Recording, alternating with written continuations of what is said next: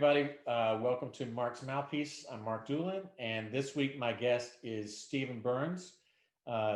Stephen is currently on faculty at DePaul University. He's the artistic director and founder of the Fulcrum New Music Project, former professor at Indiana, winner of the Young Concert Artist Award, and Maurice Andre competition, international soloist, conductor, and just a gazillion other things. So, Stephen, pleasure to see you.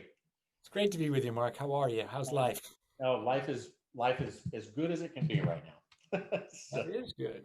that's good. You and I have known each other for a long time now, since the mid '90s. Yeah, at least. Yeah, yeah. I remember the first time I met you. You were practicing in your office. I was a student at IU, and I think we went and had a beer and talked for a couple of hours. It's been known to happen. And so I wanted to kind of walk through your life a little bit, and then just kind of go into some different areas. But of course, I want to talk about the beginning a little bit. Can you talk about your start on the trumpet and your introduction to music? Well, let's see. I started on the trumpet as a normal elementary school kid who found the instrument in my grandmother's attic, and my four brothers and I wrestled over it, and I could actually make a sound. So they said, "Here, you take it."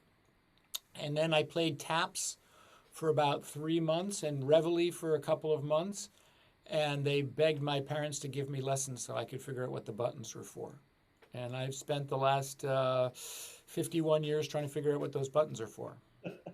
Now, how old were you at that point? 10, 10. 9 or 10. So who was your first teacher then? So I studied with my first teacher was my mom. My mom was a high school trumpeter, and she grew up in the Depression, and the music program was reduced. They couldn't afford a band director, so they had a music teacher who taught everybody solfege, fixed dose solfege. And so my mom had perfect pitch and really great solfege, and she played a pretty honky wonky trumpet. And then I studied with a dinner theater jazz trombonist named George Zan, and he and I would just play standards and in octaves. And he smelled like cigars and bad coffee, and he told me stories about playing on the road with Glenn Miller Band and different things like that. And it was just a great way to learn to love music and make a beautiful suite. He had this beautiful king trombone with a bell about the size of my head, and had this sweet little sound. So that's what I always tried to sound like. And then I worked with Richard Given. Dick Given is a freelancer in Boston, and he was like the usual thing, the guy who came into the elementary school or the high school and taught lessons after school. And then by the time I was in high school, I had started to study with Ghitalla and Voisin in the Boston area. Wow. But before I saw those guys, I had already changed my embouchure. It was great. That's good. Now, did your mother teach you solfege? She taught me a little bit of solfege, and then I got schooled by Madame Longy at the Juilliard School, and that was really something, boy. Oof. Yeah, because you've always had such great solfege, and There's only one teacher tougher than Madame Longy, and that Pierre Thibaud. very good. There wasn't a class that Thibaud taught where someone didn't leave crying. I think he felt like he didn't do his job unless somebody was crying. I was trying to find you on Facebook. Where do I find you on Facebook? I'm on your page, but it's not there. Where I is it? see you. I see you live right now. By the way, Ed Cord is popping in the room here. I think Yeah, I saw that on our line. This is great. It's like old time week. that's right. We have all the guys with the beards and the bald heads. That's great. So, Hiya. Yeah, I'm just looking. I'm trying to figure out where the stream is on your page. I'm not getting at it. oh, I see you. I see you fine. I can see you on it. So, Yeah, I can see. um, Anyway, I was gonna just check in and say hi to people on the line, but it's all good. so, so, so that's how things started. What kind of repertoire were you playing as a high school student? Oh, the usual: Haydn, Hummel, Hindemith, Per St. Gregory, Aratunian, all the Brandt etudes, Charlie etudes, Arbin's characteristic studies, that kind of stuff. Yeah. I wouldn't be sitting here with you if it weren't actually for my junior high school orchestra band conductor, a guy named Dan Riley. He led the Massachusetts Youth Wind Ensemble for many years after he left Wellesley Elementary School or middle school. But this guy, his penance for wrestling the orchestra away from the music director of the middle school. My middle school had 1,500 students in it, 3 grades, 1,500 students. So it was like a high school size play. And it had 3 bands and a symphony orchestra and a couple of jazz bands. So I played in everything that I could. And the music director was a lead trumpet, kind of, Maynard Ferguson wannabe. And he was also conducting the orchestra. He had no idea what to do with an orchestra, but that's what he did. So Dan Riley, who was conducting the lower band, said, give me the orchestra. I play cello, I play flute, I understand string orchestra. And so his penance for taking the orchestra over was he had to teach the 7th grade general music class, like intro to music for all the 7th grade kids. So he had 50 7th graders in his class, and he's teaching them, sonata allegro form in Beethoven sonatas and stuff like that, right? Wow. But he also said, anybody wants to learn a string instrument, come to school Monday, Wednesday, Friday before school, and I'll teach you how to play cello or viola or bass. Because he didn't have enough basses and violas and cellos in his orchestra. So within 2 years, he had built the orchestra up where he had an orchestra with 24 violins, 12 firsts, 12 seconds, 8 violas, 8 celli, and 4 contrabasses, right? And so we were doing, Egmont Overture and stuff like that. And every week at the first rehearsal, it was a little bit like, like Interlaken. He would make every section play through the big solo that whatever section had, and then have the rest of the orchestra vote on who played principal for that week. So that was called the hot seat. And, same idea. By the way, he not only Music 101 did he get, he got the marching band. A middle school marching band, with navy blue blazers and gray pants. I mean, it was just like it made the Harvard marching band look really good. But anyway, so same thing. He would like audition everybody at the first rehearsal, play a C major scale, play a B flat major scale. So as a 7th grader, he said, play a B flat major scale. So I played a B flat major scale, and he went, oh, you can really play. You stand over there. So that was it. And the only other marching band story that I can tell on the air publicly is that's how I learned how to play C trumpet. So you talk about high school, I played C trumpet in marching band to learn how to transpose and learn how to like really crank on a C trumpet. So I played in the marching band. With a C trumpet? Yeah, 25H, E flat tuning slide, 229, the classic. Yeah. Bach, right? Yeah, C trumpet, yeah. But yeah, if you can play,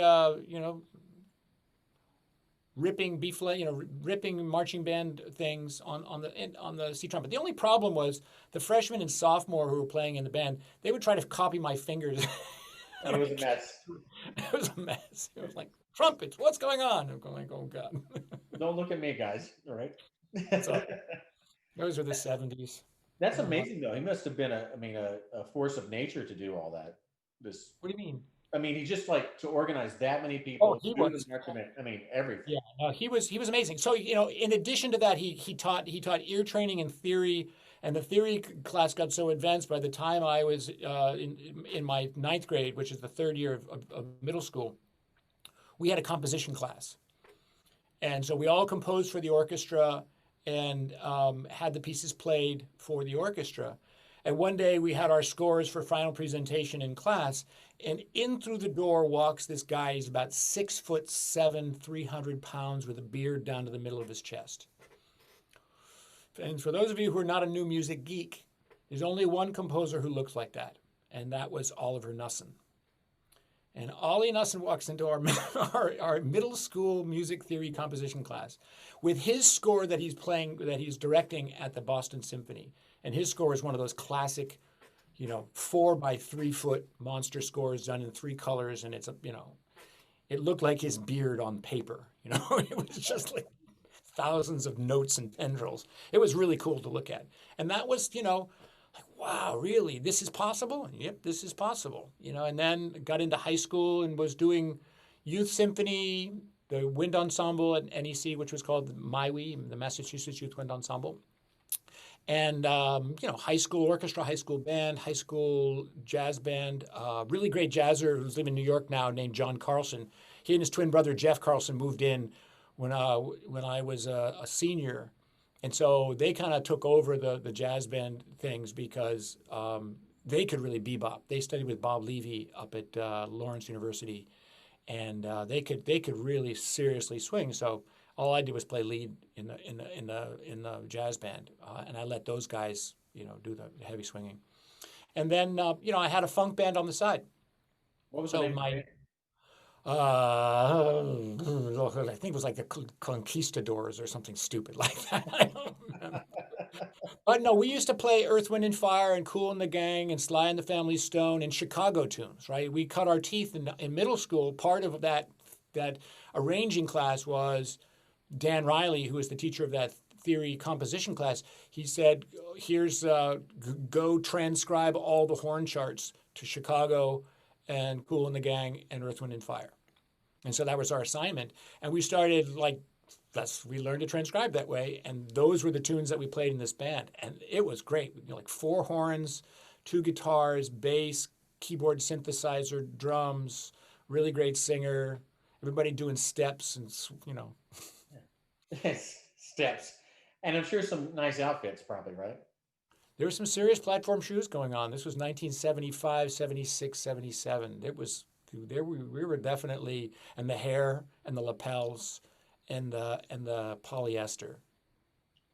That sounds incredible. But what a background you had early on in middle school to have ear training, theory, composition. He was really unique. He was really an interesting guy. Still can't around, imagine but it happening now.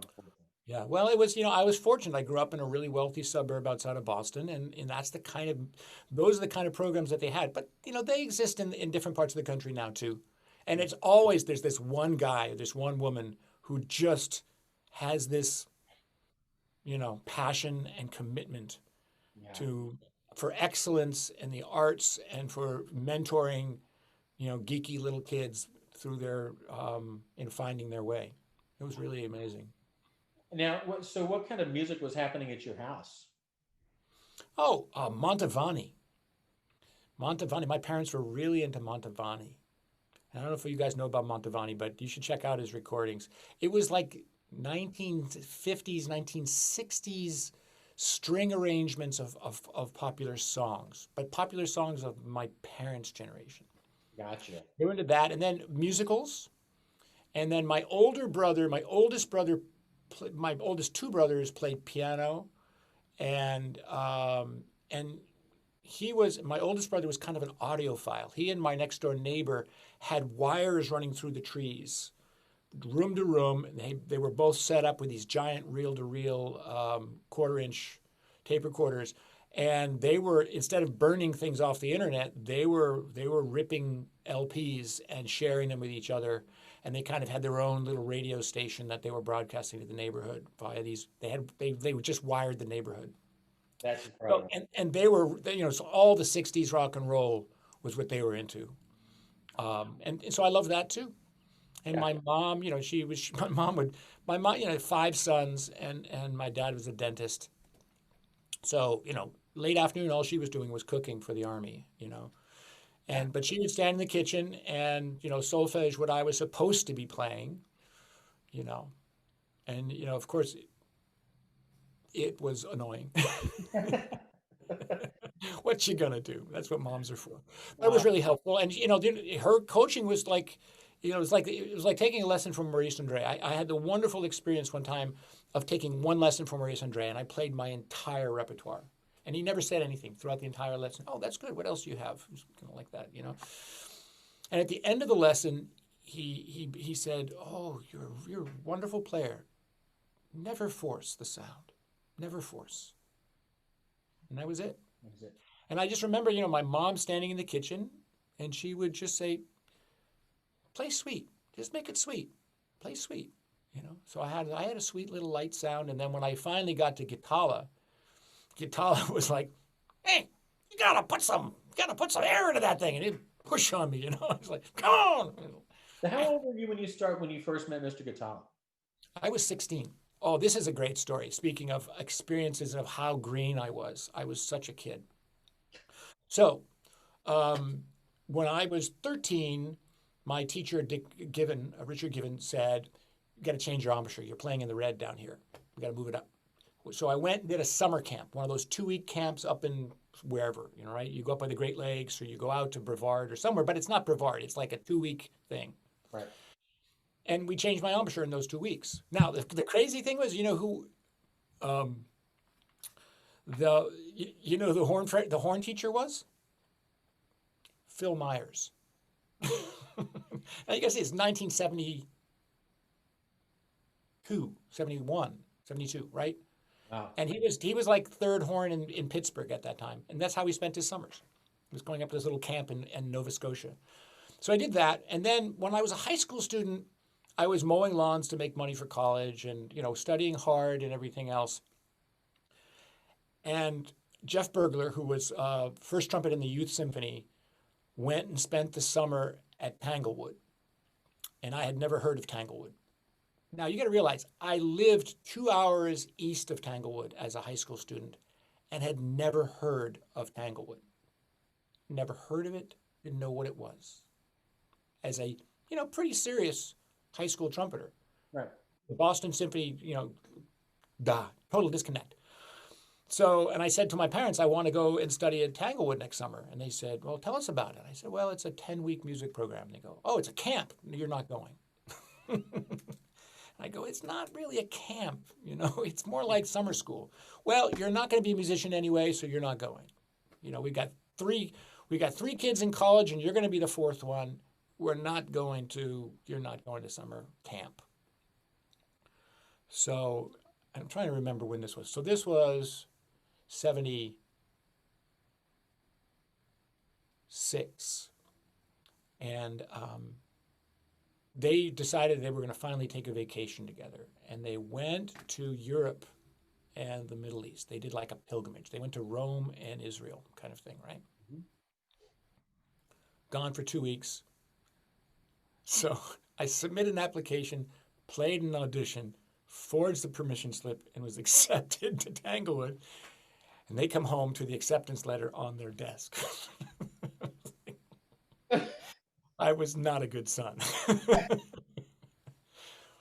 But it was like, you know, I really want to know if I can do this. And this is like the best thing. And there, you know, I didn't even know about interlocking at the time, right? So it was like I was really clueless. Yeah. But I made a deal with them, you know, and I said, I'll go to Tanglewood. And at the end of the summer, we'll go to the first trumpet in the Boston Symphony, and I'll play for him, and I will ask him if he thinks I have what it takes to make it as a classical musician. So that was the deal. And they said, okay, if he says no, you're done. You're going to do this for fun, and you're going to go and major in something else. And I was like gung-ho. I'm doing a double major in pre-med and music performance. In all my years, you know, I think I've had one student do a double major in pre-med and music performance. And that was, I think her name was Meg Moore. Edmund Cord. Do you remember Meg Moore? This was early on in my days at IU. Anyway, she did a major in performance and pre-med at IU in 3 years. And then she went, you might have remembered her, Mark. She went and played with Blast in London. The brass extravaganza that came out of Star of Indiana, right? Right. So she went and played Blast, and they were about to open in New York in September of 2001. Oh. Blast. The show never opened. Yeah. Anyway, so go Well, back to Ghitalla. I mean, that was my summer. I went there and I actually studied with Voisin for the summer because I was in the high school division and Ghitalla didn't teach the high school kids. right. So we're drinking beers on the lawn is what people do. You go to a concert and you sit out on the lawn and everybody's got a picnic and you drink some beers and listen to the BSO. And it was Gershwin Concerto in F. And the second movement comes along, and I turned to this guy who was a French hornist in the college orchestra and the TMC, the fellowship. And I went, boy, Ron Barron sounds great tonight. He goes, shh, you idiot, that's a trumpet. And I went, that was a trumpet? I got to study with that guy. I got to sound like that. Because it was one of those things. He had created this special bucket mute, and he was playing on his toddle phone, which is a 238 gold brass bell. Thing weighed a ton, And Ghitalla being Ghitalla, he made a sound like that. To the point where, he finished that solo and the whole orchestra, you could hear it on the lawn. The whole orchestra was shuffling. They're shuffling on the lawn. It was so beautiful. It's just like, and I went backstage afterwards to try to talk to him, and I ran into Norman Bolter. And Norman Bolter always had this face, this radiance, and he was like, did you hear that tone? It was like, everybody's like, that was a summer because it was, man, Dan Mandelo, Tim Morrison was in that, John Carroll, Carroll, Dennis Alves, and there was one other guy from Chicago. I'm trying to remember his name. He could really play bebop too. That was the fellowship orchestra. It was phenomenal. That's a pretty stacked trumpet section. That was pretty amazing. And like when they do Tanglewood on Parade and everybody's doing Sousa marches and things like that, Mandelo and John Carroll and are taking all the Sousa marches up an octave. It's like they're playing, 1X mouthpieces and they're screaming double Fs. It's just amazing. So I was a kid in a candy shop. It was really amazing. It's so many experiences there. And at the end of the summer, the story, the reality of that story was Voisin kicked my butt. He tore my solfege apart. He put my technique, all of a sudden, fingers and tongue and air and everything kind of lined up and really, went. But he was relentless. Voisin was really amazing that way and really loving and kind, but really tough. What was he working on in lessons? Like what would he pull out to do these things? It was Clark. Yeah. It was Clark. It was Arbins. It was Collins. It was just the raw basics, but it was how. It was how he did it. It was how we did it. How he had us do it. He would take his bell, and he would put his bell, right here, and play Clark, and I could hear him playing beautifully present, everything right there, but you could hear his vowels more than you could hear his sound. It was so soft. It was so present. There was no fuzz or anything in this. It was just like boom. And Voisin was Voisin. I don't know anybody who had this little touch, this little pop in his sound. There's a, what is it? What is that Ibert? I think it's a third trumpet lick in Ibert. Galleys? Am I saying that wrong? There's a recording. L'escale, thank you. And yeah, There's a pronounce it correctly. L'escale.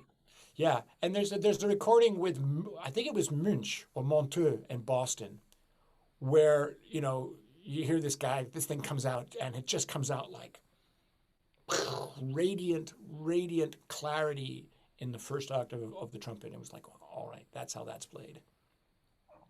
Amazing guy, amazing.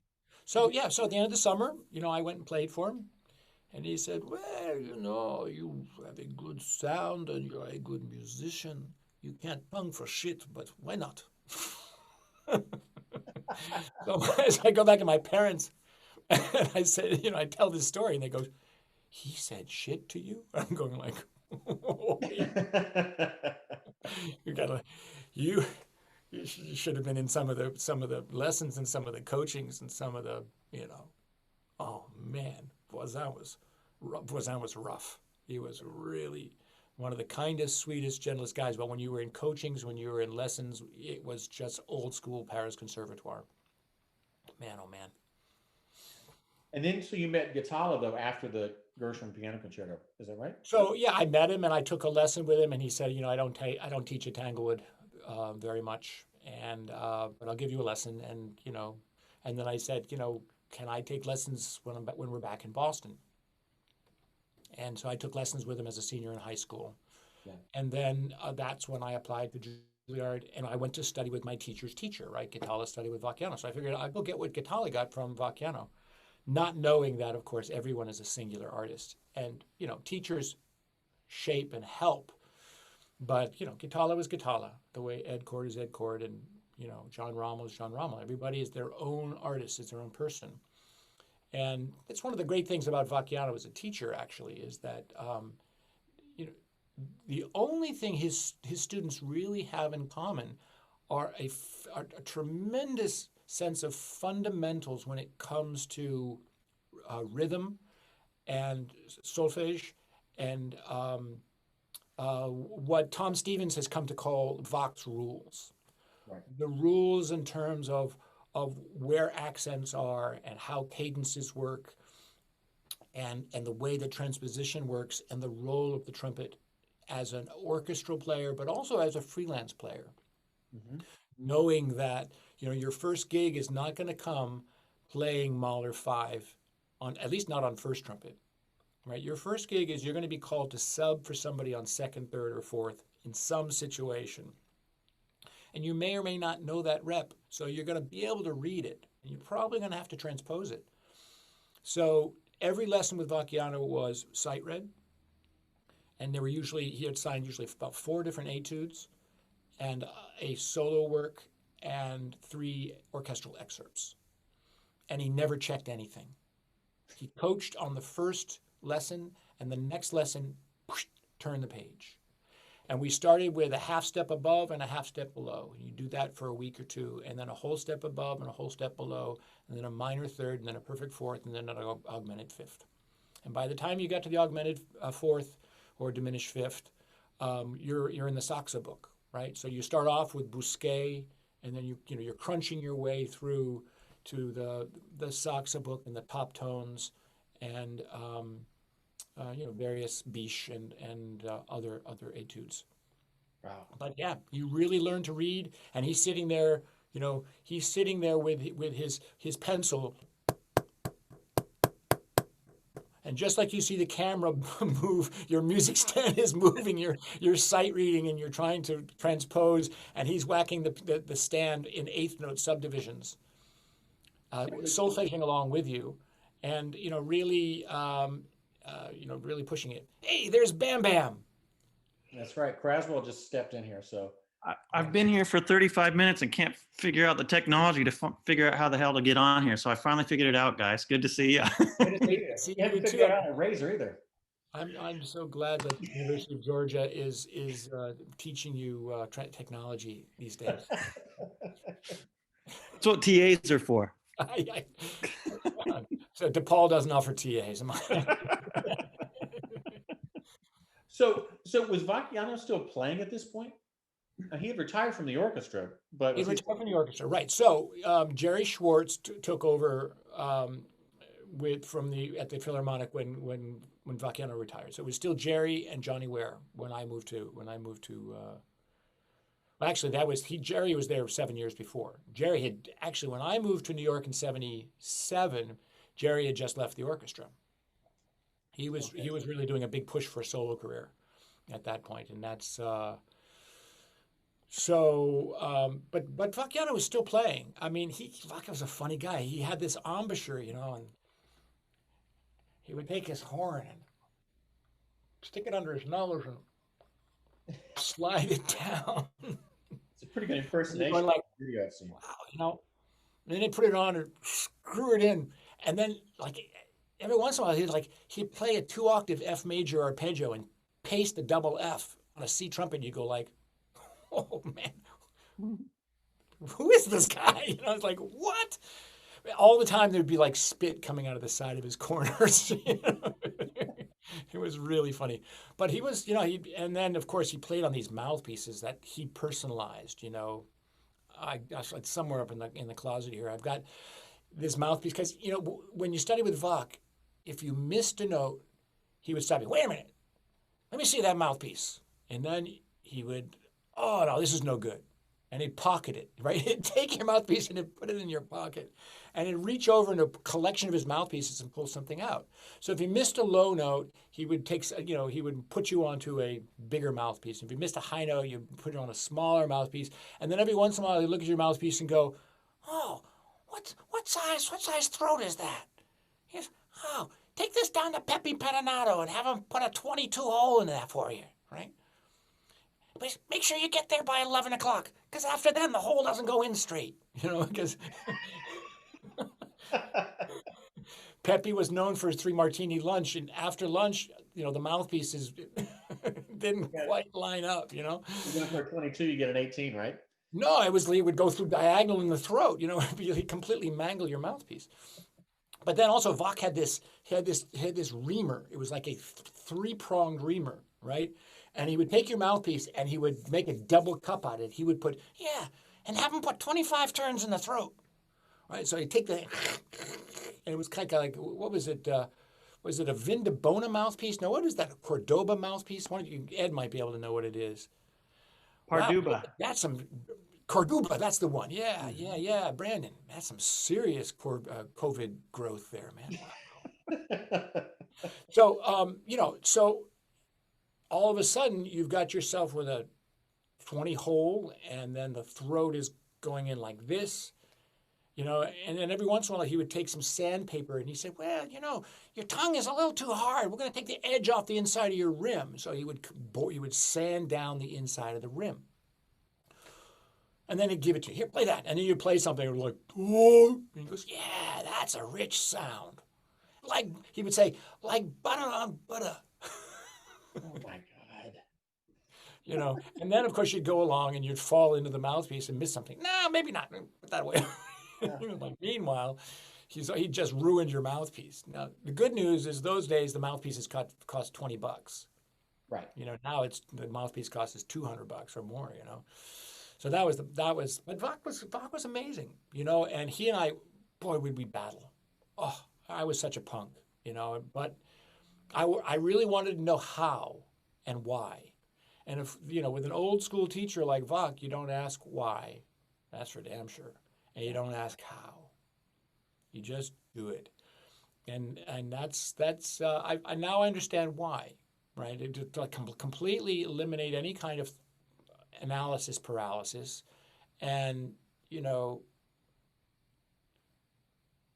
and and very often his answer was, 'cause I can. Why do I have to do this? 'Cause I can, and you can't. And it was like, yep, Yeah, it's true. I think you were the first person to tell me the story about Miles in Vacciano.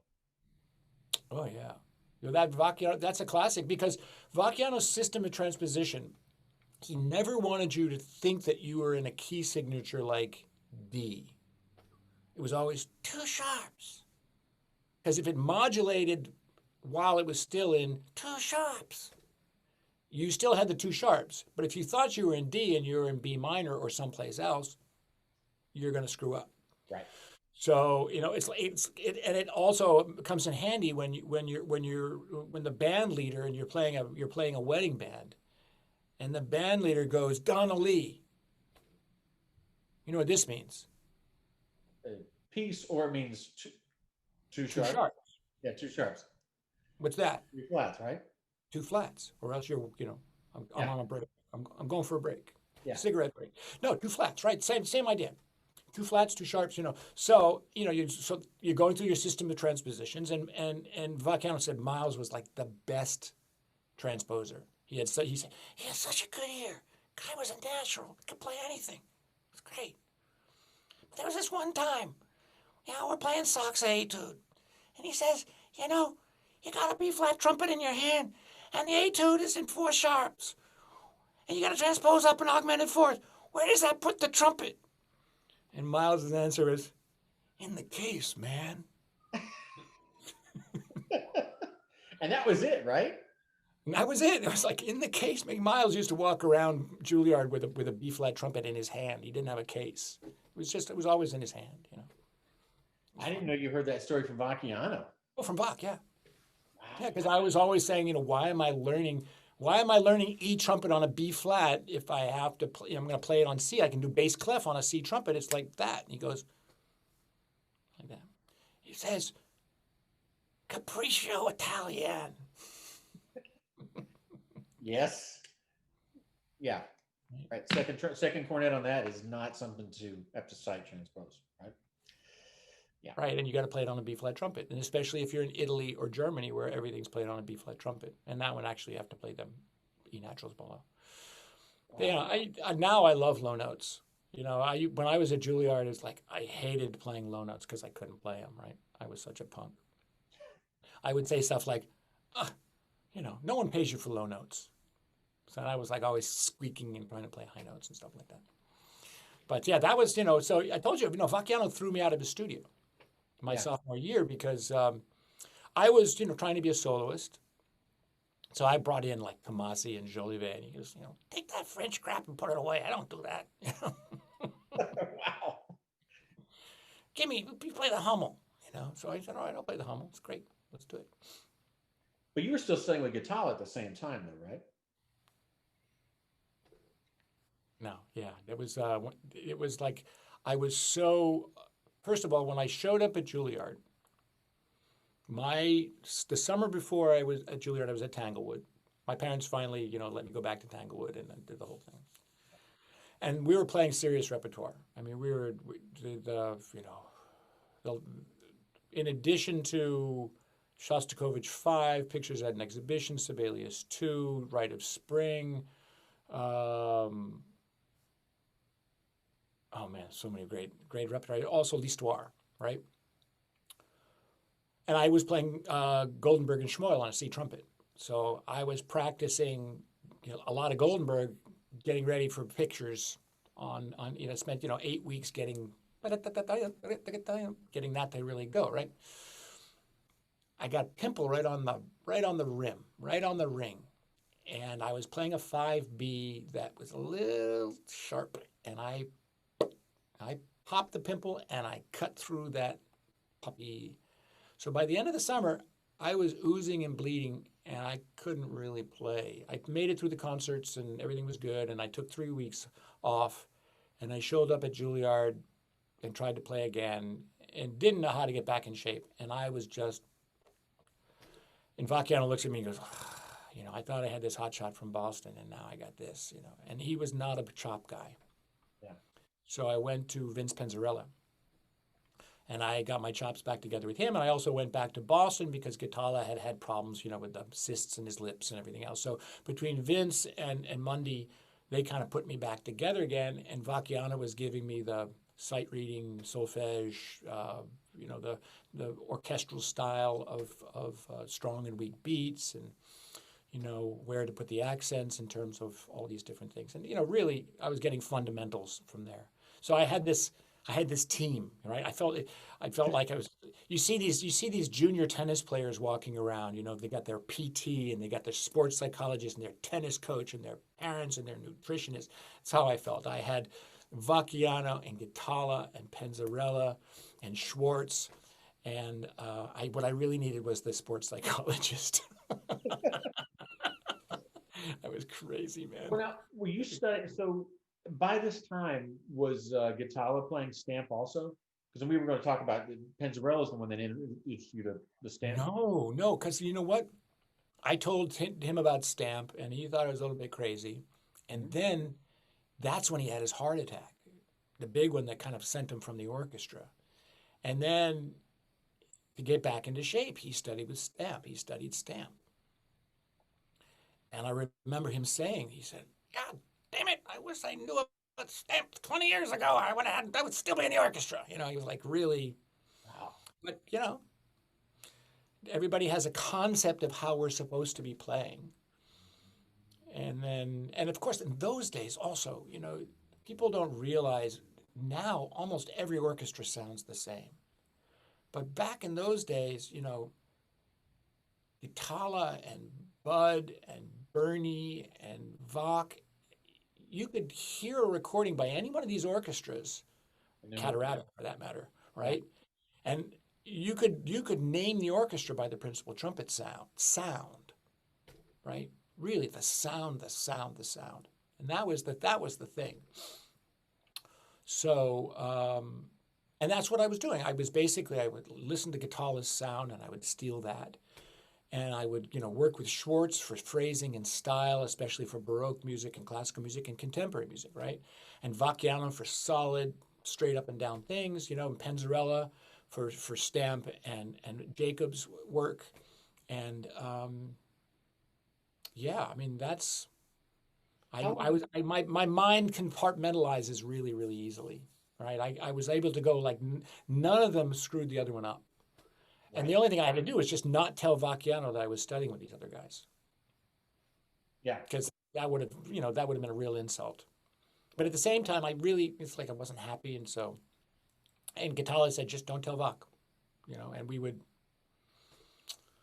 I would take the train at 3 o'clock in the morning on Friday night. Right after the gig was done, I'd jump on the train. There was a $25 train. If you left after midnight on Friday and came back before noon on Sunday, it was $25 round trip. And I would arrive at 8 o'clock in the morning at the train station in Boston, and I would go to Rayburn's Music, and with a couple of cups of coffee, one for me, one for Monday, and 9 o'clock Monday would give me a 2-hour lesson. I would practice the afternoon, go to the BSO at night, get back on the train at 6 o'clock the next morning, and be back in New York by noon. Wow. Yeah, and sleep on the train. Talk a little bit about Ghitalla with the articulation. I remember you talking a lot about some things he would do with that. And I want to hear a little more of your take on that. Well, the thing about Ghitalla was really interesting. Again, everybody has a different concept. His was a really interesting concept, but he really liked to load up the compression behind the tongue. So, some of the things that we were doing would be like practicing double tongue super slow, like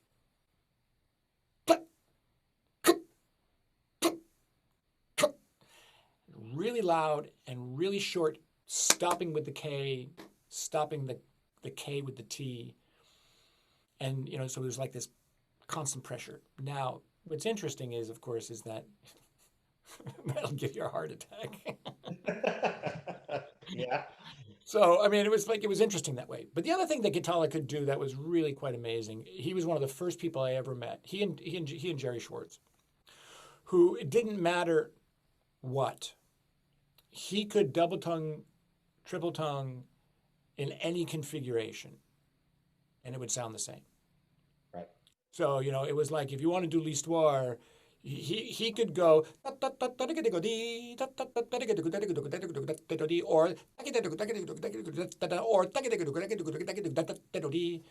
be able to go or 3 + 2, 2 + 3, and things like that. And all the various things. So he would, we would look at Stravinsky and he would say, you don't have to go, triple tongue is not always tadagatat or takadatat. And he said, depending on where the wider leap is, you put the double T. So he was able to completely shift his articulations in such a way that the fast notes would just pop out of the texture. Right. And then he was doing Pines of Rome one time, and those 64th notes at the very beginning or 32nd notes at the beginning of Pines of Rome. He would do them with a controlled flutter tongue. Like when you're a kid and you go like that for a machine gun? Yeah. He would go and he would have the exact number of those little fast notes, and they would come out like a machine gun. And it was just, mind-bogglingly powerful, beautiful, and everything else. And then, of course, the way Mundy, his vibrato, offstage solos, I mean, I heard him. I remember when I was a senior in high school, he had to play Mahler 3 post-horn solo. You know, and those were the days where the conductors were just starting to travel all over the place. And Ozawa had just come back from Vienna and done Mahler 3 in Vienna. And the guy there had played it on a post horn. I want you to play it on a post horn. I went and I bought you this post horn. And so, you know, like Ozawa goes out and bought him a post. He didn't try it. Or if he did, he's like, he might have had the guy from Vienna trying. He goes, yeah, well, he probably tried the worst post horn that Alexander ever put out, you know, and just like, so he gives him this post horn. Of course, it's funky as hell. And he has to play the Mahler 3 on a B flat, a post horn in B flat, right? So, you know, he did it. It sounded gorgeous. It was so beautiful. So beautiful. Yeah. Yeah. So he had a really, he also, and the other thing that Ghitalla had, like nobody's business. I mean, even more than Schwarz, actually. He had a style for Italian and Spanish music. His rubato, there was no artifice. There was no, you know, it was none of this Herbert L. Clark crap. It was really, really, really elegant and natural, you know. So, you know, he had this way of going, it's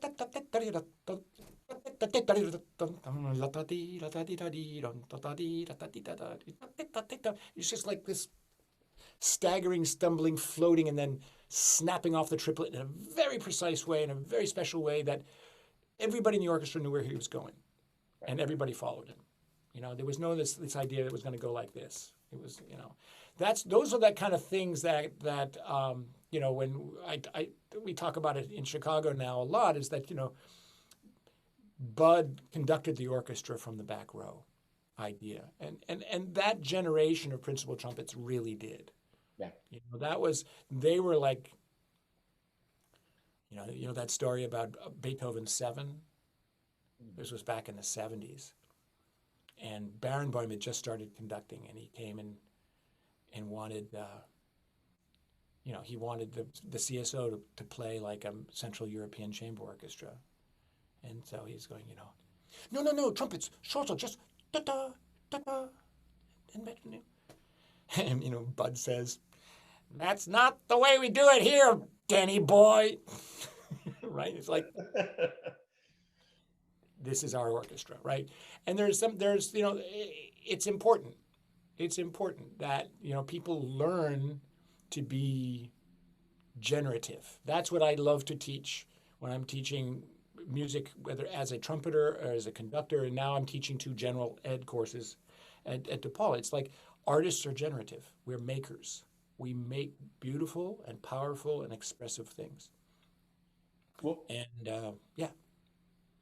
Well, if you were going to just continue with Ghitalla a minute, for people who are listening that are maybe a little younger, if you were to pick out a couple of your favorite recordings of Ghitalla, I mean, I have a few in my head, but I'd be curious what you would say, like, go get this. This is who he was.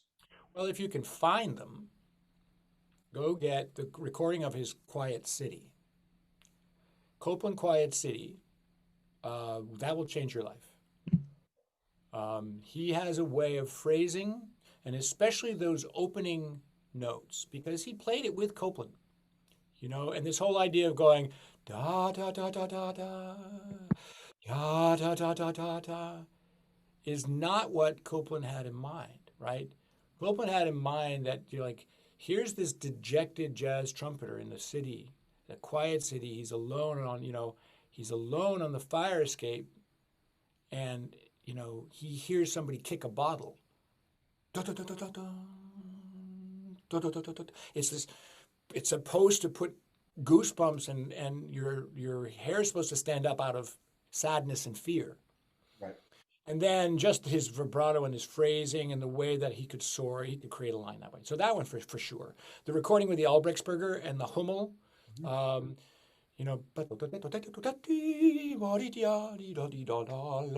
the elegance of his phrasing and the beautiful, beautiful E flats that he just popped out, or high Fs, if you want to call them high Fs.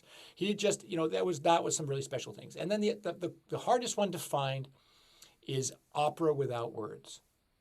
and he's playing opera arias with the Boston Pops and Arthur Fiedler. It's an early 1960s recording, and it's really when Ghitalla was in his prime, and that is some of the most thrilling. But there's others. There's others out there. There's a beautiful Sibelius 2 with Colin Davis that you can really hear some tone. You can go on YouTube and see that there's that Tchaikovsky 4th where he and Rolf and Andre Combe and Gauguin really tear into the last movement of Tchaik 4. Really go at it. It's pretty intense. It's really great. Yeah. Again, sorry? And the L'Histoire recording is.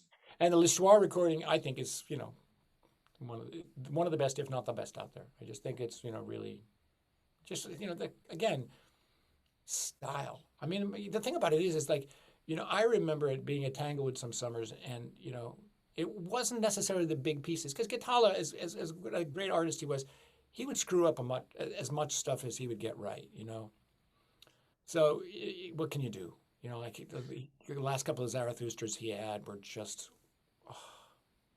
a slog, hard, heartbreaking, really. But the recording of Zarathustra with Steinberg is phenomenal. Yeah, pretty awesome. I mean, but then again, you won't notice it. What I was going to say actually was a Mozart symphony. And the way he would place the notes in a Mozart symphony, and the way the trumpet would go from texture to forefront. And the last 8 bars of a coda in a Mozart symphony, there's these little trumpet calls. Mm-hmm. And these notes were, this was when I understood what Tim Morrison was talking about when he would say, spheres of tone.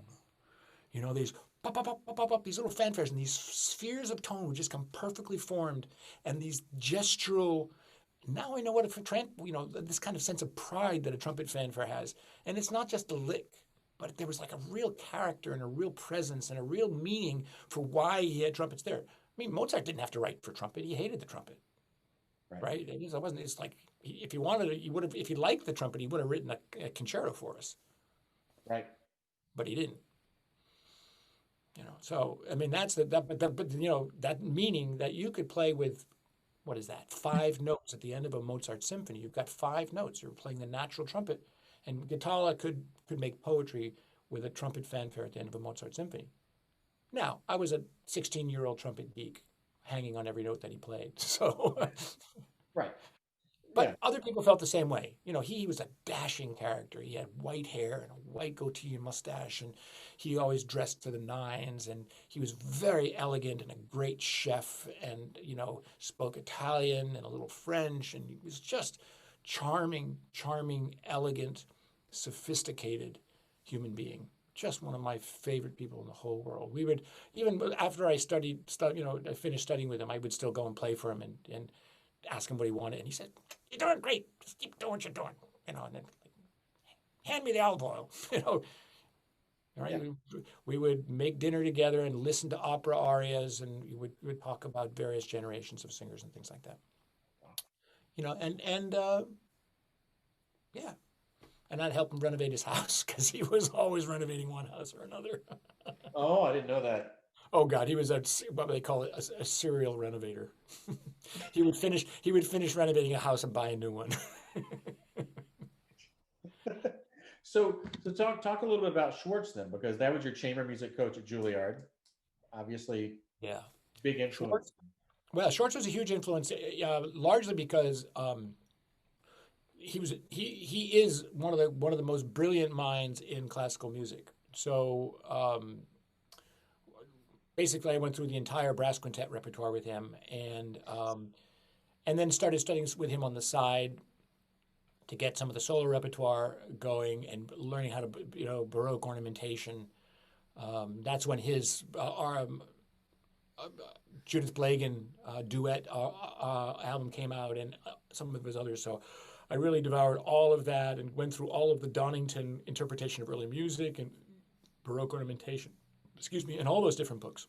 And then we would just sit down with scores, Mozart symphonies, whatever he was learning with the LA Chamber Orchestra or the New York Chamber Symphony, I would study along with him. And we would talk about, how does the phrasing go? Why does it do this? Why is it, the various structuring of an entire movement. And he was the first one to really talk about how do you structure an entire piece, and how does the three-note motif in the Haydn concerto, how is that brought back in augmentation, diminution, transposition, sequence, things like that? What is the relationship between those three notes in the first movement and the last three notes of the second movement, and the way that the A theme of the third movement all are related? They're all the same thing. Just like the way that the great composers of the Baroque, classical, and Romantic kind of put things together. The way a music historian or a theoretician, and what I tell my students now is it's not music theory, right? All these things, it's not theory. It's functional harmony, and it's functional, these things hold together. And the more you really look at the motific and thematic, and then, all the various relationships, the great composers are able to have a connection from one theme to the next, whether they're in binary or ternary or whatever, and make it hold together. That's what makes the great art, and it's what makes the secondary and tertiary composers less than. So that's what Schwarz was, and then a professional, really like how to build a solo career, and what kind of repertoire do you need, and who you're going to network with. And he was one of the greatest marketing people before internet, before anything, really putting together the network that you need of support systems, but also of colleagues. And he was very Machiavellian. I used to, when I would go home, at Thanksgiving, go to a high school football game, right, and go back and say hi to all the old folks, and these high school people go, "Oh, where are you in college? What's your major?" So I said, "Oh, I'm going to Juilliard in New York." "Oh yeah, what's your major?" I said, "Political science." And my minor is in Machiavelli. Because Juilliard in those days was just, now they've got a dormitory, and they've got all kinds of, health and well-being counselors, and like Juilliard in the 70s was like, New York in the 70s. It was raw. It was great. Talk about the atmosphere at Juilliard at that time, because you were in school with, Wynton was on the tail end of your school, right? Yeah, Wynton was 2 years behind me, and Bilger and Kurnow and Sachs were 4 years behind me. So they were there when I did my master's, and Wynton was there as I was finishing up. He was coming in, and we kind of overlapped for a couple of years. And then there were other really great players. Neil Baum from New York Pops. Jim Pandolfi was there, as well as Jeff Bergler, who was second trumpet in Seattle Symphony, was there. He was my roommate for the 4 years plus that I was in at Juilliard. But it was a pretty amazing. And then, as I've mentioned to you before, and I've mentioned to many people, everybody goes, "Oh, what was it like to be at Juilliard?" I'm going like, "Well, I can tell you this: Wynton was not the best player at Juilliard." And he goes, "Who's the best player at Juilliard?" And there's this guy named Justin Cohen, who could play anything, and just, and he would prove it, because he was just always playing, always playing. It's like he'd be playing along with the second violins when they had the melody, and then he'd play along with the oboes when they had the melody. It's like he'd just play with anybody. Yeah. He used to practice, but he used to practice with the clarinetists, to get his technique to be flowing like a clarinetist. Yeah, that guy can really play, and it's a very strange thing. He got the basics early, and he's also just supremely gifted. Yes. And so that's he worked hard. He does work hard. Yeah. He's eternally very. I think the thing about Justin that I appreciate is that he's incredibly curious. So at a certain point, I don't know when it was, but it was about 15, 20 years ago, he just kind of like got a little bit fed up with the classical world. He just found it to be a little bit repetitious, a little bit like same old. And he started playing klezmer music. And he just loved this idea of this combination of tradition and improvisation. So he was playing a lot, and he was here in Chicago playing klezmer a lot. And I don't, so. Do you see him occasionally? Not much. Not much. not much, but I'm kind of like I'm in my own thing. I've got Fulcrum Point, and I'm teaching at DePaul, and especially 20 years ago, 15 years ago, I was raising a family. So between running organization and on top of doing Fulcrum Point and having a private studio, I was coaching chamber music at Northwestern and traveling to Europe. I mean, I was in Europe 4 months out of the year, so I was like juggling these various things. And in Chicago, I'm not hired very much as a freelance player, unless it's like something that's insanely difficult in the contemporary repertoire. And then people say, I just don't want to work it up. And it's like, I'm sure they could play it. But it's like, they don't either have the time or, it's like some of these things like Ralph Shapey or, some of the minimalist composers where you're playing, John Luther Adams is one like this. Mark Anthony Turnage, where you're playing 30 minutes flat out and you're all over the horn and it's a different kind of playing than an orchestral or a freelance player does. Right. So it's more like, Burns has the time, he has the insanity. Let him do it. A little bit like, Mikey in Life Serial, There's a little bit of not it going on with that. What was that? Not it, like this is not it. This guy. Yeah, it's like, give it to Mikey. He hates everything. Give it to Burns. Hey, yeah, it's great to see you, man. Great seeing you. Yeah. Take care. Great to hear you. Great to talk to you. I got to take off. Oh, Be Be well. looking forward to seeing you next month. Yeah. Okay, we'll be in touch. That sounds great. Thanks, man. Thank you. Bye. Take care, Steve. Stay safe, everybody. Thanks. You too. Be well. Good to see you. Thanks for coming. You bet. So, so let's talk about the Young Concert Artist Competition, because that was really a launching point for the solo career, right? Big one. Yeah, big one. And my question. Oh, go ahead. Sorry. No, I mean that's a different competition because it's not just trumpet; it's all instruments, and they're looking for somebody that has a kind of a specialness to them, whatever you want to call it. Right. So, I was going to ask about what was your mindset in the preparation or the repertoire for that, because you're not, like you said, you're not competing with trumpet players; you're competing with pianists and violinists and cellists. right. Yeah, it's a tricky one because that was the mindset was I have to choose repertoire that will hold up, right? So like I stayed away from things like the Boehm concerto, the Burma. I stayed away from it because if somebody's playing a Brahms sonata and you walk out and you play the Burma really sounds like Bad Mendelssohn. it sounds no worse. It really sounds like a rag. It really sounds like it just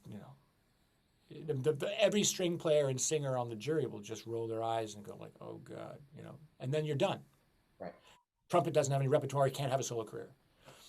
So I Haydn, Ionesco, Hindemith, and then contemporary and transcriptions. I did the Mahler Des Knaben Wunderhorn songs for trumpet and piano, and I rearranged them so I took some of the orchestral things. I took the horns and the oboes and the various things from the orchestra, and I put them in the solo part, so to speak, and with mutes and things like that. Yeah. So that's interesting. That's nice. That'll work. That'll fine. Right? Because no one's going to be offended by stealing Mahler if it's a trumpet. There's enough association kind of thing. Right. And I played Stockhausen's Aries, and that was like wild enough and theatrical enough. It's like, oh, that's really cool, And nobody was doing that back then, right? It was like after Marcus, I was the second person to play Aries. So that was the repertoire you picked, and then you won the competition. Right. You're the first trumpet player to win that competition, if I'm correct. Well, kind of, sort of. Jerry was a young concert artist with a new music ensemble called Speculum Musicae. They were kind of like, Speculum's still around. I mean, they're kind of like ICE. The International Contemporary Ensemble right now is the big deal, right? Speculum Musicae was the big deal back then, back in the 70s, 60s, 70s. So Jerry technically was the first trumpeter, but he wasn't a solo trumpeter. Didn't do it as a trumpeter. But then again, Jerry was on the jury. I mean, again, talk about Machiavelli. I mean, the whole thing is very.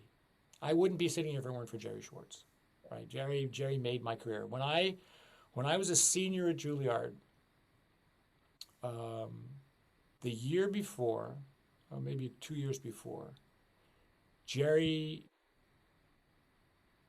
No, he was right around that time. Gerry had an opportunity. Judy Blagan got him a screen test on The Tonight Show. Judy Blagan, great. She was always on The Tonight Show, coloratura, and she did her high note ditty soprano thing, and Johnny Carson loved her. So she convinced Johnny Carson to give Gerry a screen test. Now, the problem, of course, is, speaking of Machiavelli, is there's this other trumpet player. I don't know, what's his name? I think he was on your show a month ago. Carl somebody? Carl somebody. So, and Carl had these like spangly jackets that he used to wear. Yes. And he played the trumpet like that. And it was like that, you know? Yes. And Gerry comes out and he's playing cornet solos, and Gerry played downstream, and he had a brown corduroy jacket, and he had a 70s mustache, and you know, and the producers are going like, "Yeah, guy plays the trumpet, but what?" Yeah. So you know, Gerry needed a stylist, right?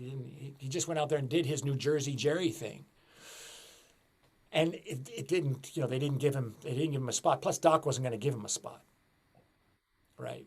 Because that was Gerry and Doc were like oil and water. They didn't mix. So that was it that was the end of his solo career pretty much. Because he wanted to go all the way to the top like Maurice, or he wasn't gonna grind it out as a trumpet player. So that summer, this was summer late 70s, there was a pianist at the Aspen Music Festival named Sam Lippman. Gerry was out in Aspen teaching and conducting the chamber orchestra and everything else. And Sam Lippman was doing the Elliott Carter Piano Concerto. And Elliott Carter is Elliott Carter. And the guy who was conducting, I won't name his name because it doesn't matter, was not cutting it. It was not happening. The orchestra was not happy because it was Elliott Carter. The orchestras are never happy playing Elliott Carter. Second, it's really, really, really hard. And you've got to be able to conduct in two different tempi, in two different times of patterns. Right? Right. Yeah. This part of the orchestra is doing one time pattern in one speed. This one's doing the other time pattern in another speed. You got to be able to do that. So, like, the orchestra rebels at the first rehearsal. And everybody goes, "Oh, we're going to have to cancel." Sam Lippman goes, "No, Gerry Schwarz can conduct this in his sleep." And, you know, like, they call around the campus at the break during the rehearsal.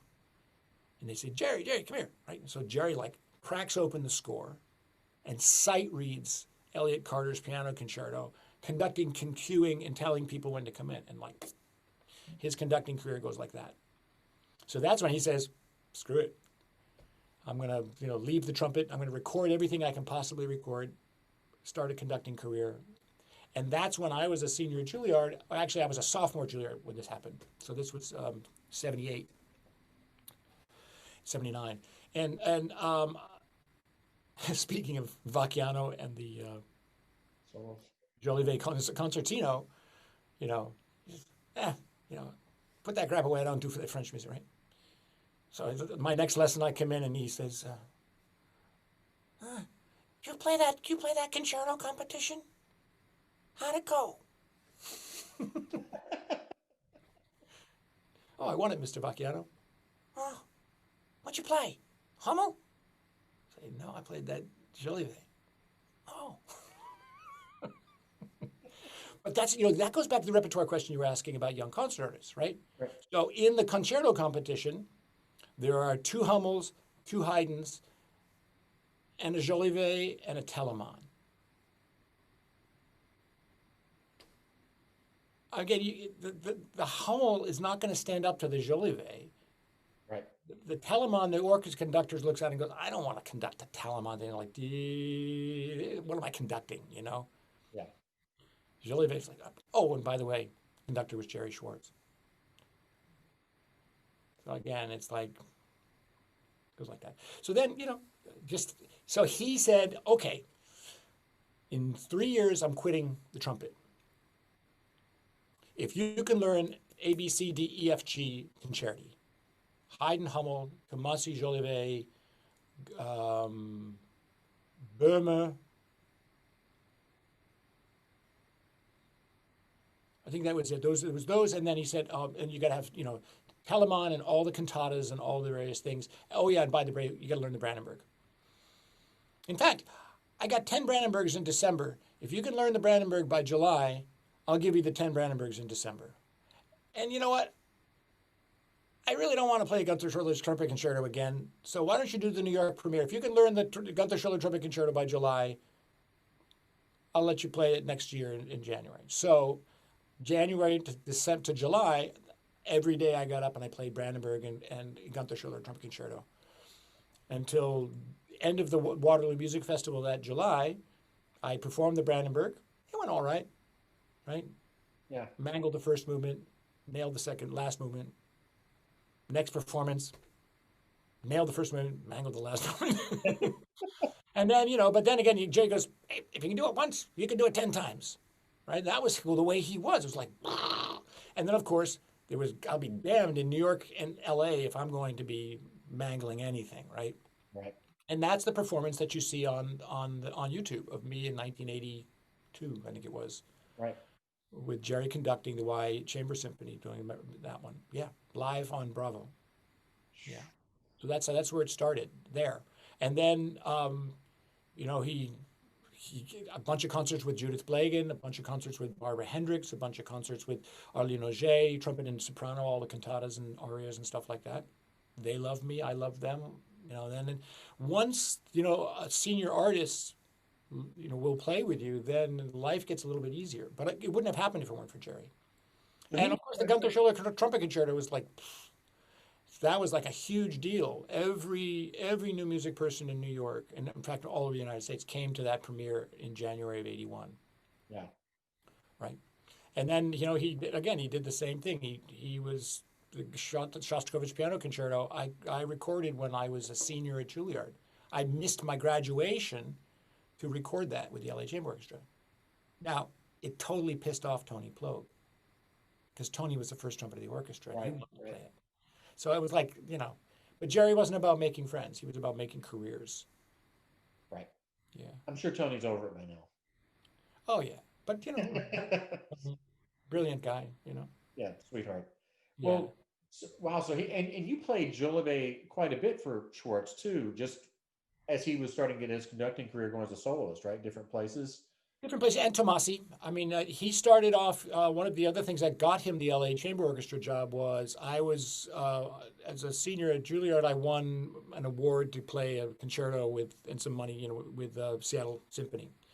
And the conductor of the Seattle Symphony was suffering from cancer. And by the time our concert came around, he was not going to be able to do it. And so they used that concert as an audition for Jerry to see if he would like to be a music director. And the timing wasn't quite right, so he went to LA. But then they came back to him, and that was how the relationship with the Seattle Symphony started with him. So that was the smooth transition. And then, what New York being New York and the music business being new music, not only was it Young Concert Artists, but the founder of Young Concert Artists was married to the Lincoln Center Chamber Music Society director, Charles Wadsworth.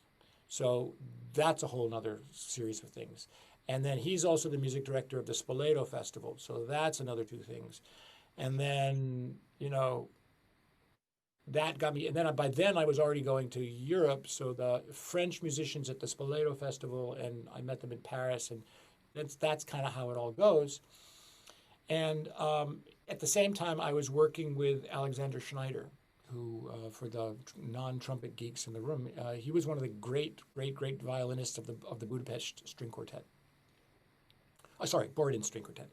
Right. Borodin String Quartet, and he was also one of the founders, along with Sirkin, of the Marlborough Music Festival. So I played a lot with Alexander Schneider, and You know, and that's the thing. There's a wonderful recording of Stravinsky conducting L'Histoire with Alexander Schneider on violin, Bob Nagel playing the cornet Oh yeah, I have that recording. at Marlborough. And you know, and I played, and Julius Levine was playing the bass part. And so when I played chamber music at the 92nd Street Y, it was with Julius Levine and Leon Fleischer conducting, and Jamie Laredo or Alexander Schneider playing violin. You know, and so those are the kind of, you know, kind of old school, right? And my favorite class at Juilliard actually was not, you know, yes, of course, playing in the orchestra and playing chamber music and everything else. But my favorite class was a sonata class that was taught by Felix Gallimere. And Felix Gallimere was one of these old guys who taught at both Juilliard and Curtis and Marlborough in the summertime. But he was also in friends with Webern and played both, you know, he played for all of Berg's and all of Webern's music. So the direct connection from, you know, Gallimere to Berg and Webern, and from Gallimere to Joachim and Brahms, and then to hear him coach Brahms the way Joachim coached him. It was like, and all I did was turn pages in the piano part, right? Right. But that was the beginning, because Jerry, that was the thing that Jerry really encouraged me. He says, man, just read scores. Listen, you know, go and listen to people play. And my girlfriend at Juilliard when I was a sophomore turned out to ended up being this, Jerry Schwartz's wife now. That's a long story. But anyway, her father was the principal violist of the New York Philharmonic. And so she was said, you know, you're studying the Bach cello suites. Why don't you read the scores? And do you know the Casals recording? Oh, you don't. Oh, do you know the Fournier recording? Oh, you don't. No, you should know that one. It's like she was like the first person to really say, no, you should be listening to multiple interpretations, looking at the score, noting what they do differently, what makes it singular artist. So that, you know, by the time I got to the Munich competition when I met Håkan, and the reason why Håkan and I struck up an immediate friendship was that we both loved great art song, Lieder. We just absolutely, our whole world revolved around the great Elisabeth Schwarzkopf, Dietrich Fischer-Dieskau, Jussi Björling. And so we would share different recordings and interpretations, and we could have a conversation about the way that, you know, the difference between the recording with Gerald Moore playing with Dietrich Fischer-Dieskau and when Jörg Demus would play with Fischer-Dieskau, that kind of totally geeky thing. But it was this inside the heart of what makes music music. You know, and Tom Stevens was the one who actually kind of put us on the same radar. I was studying with Tom one summer up in New Hampshire, kind of like the Chosen Vale Center for Advanced Music Studies, but it was Jerry and Tom's dream instead of Eddie and mine or you know, the rest of the faculty. And Tom Stevens basically said, you know, you're going to meet this guy, and you guys are like brothers. You guys are like came from the same nest, and you'll be friends for life. And it was true. We immediately started practicing and comparing things and sharing ideas. And you know, he was, when I got kicked out of the Munich competition after the second round, Håkan was incredibly kind, and he basically was very honest and said, this is why you got kicked out. No matter what they say in their notes, this is why you got kicked out, and this is why you need to come to Paris and study with Thibaud. And that's how you came to study with Thibaud, was because Håkan recommended it. Thibaud was on that jury, and he fought tooth and nail to get me into the third round.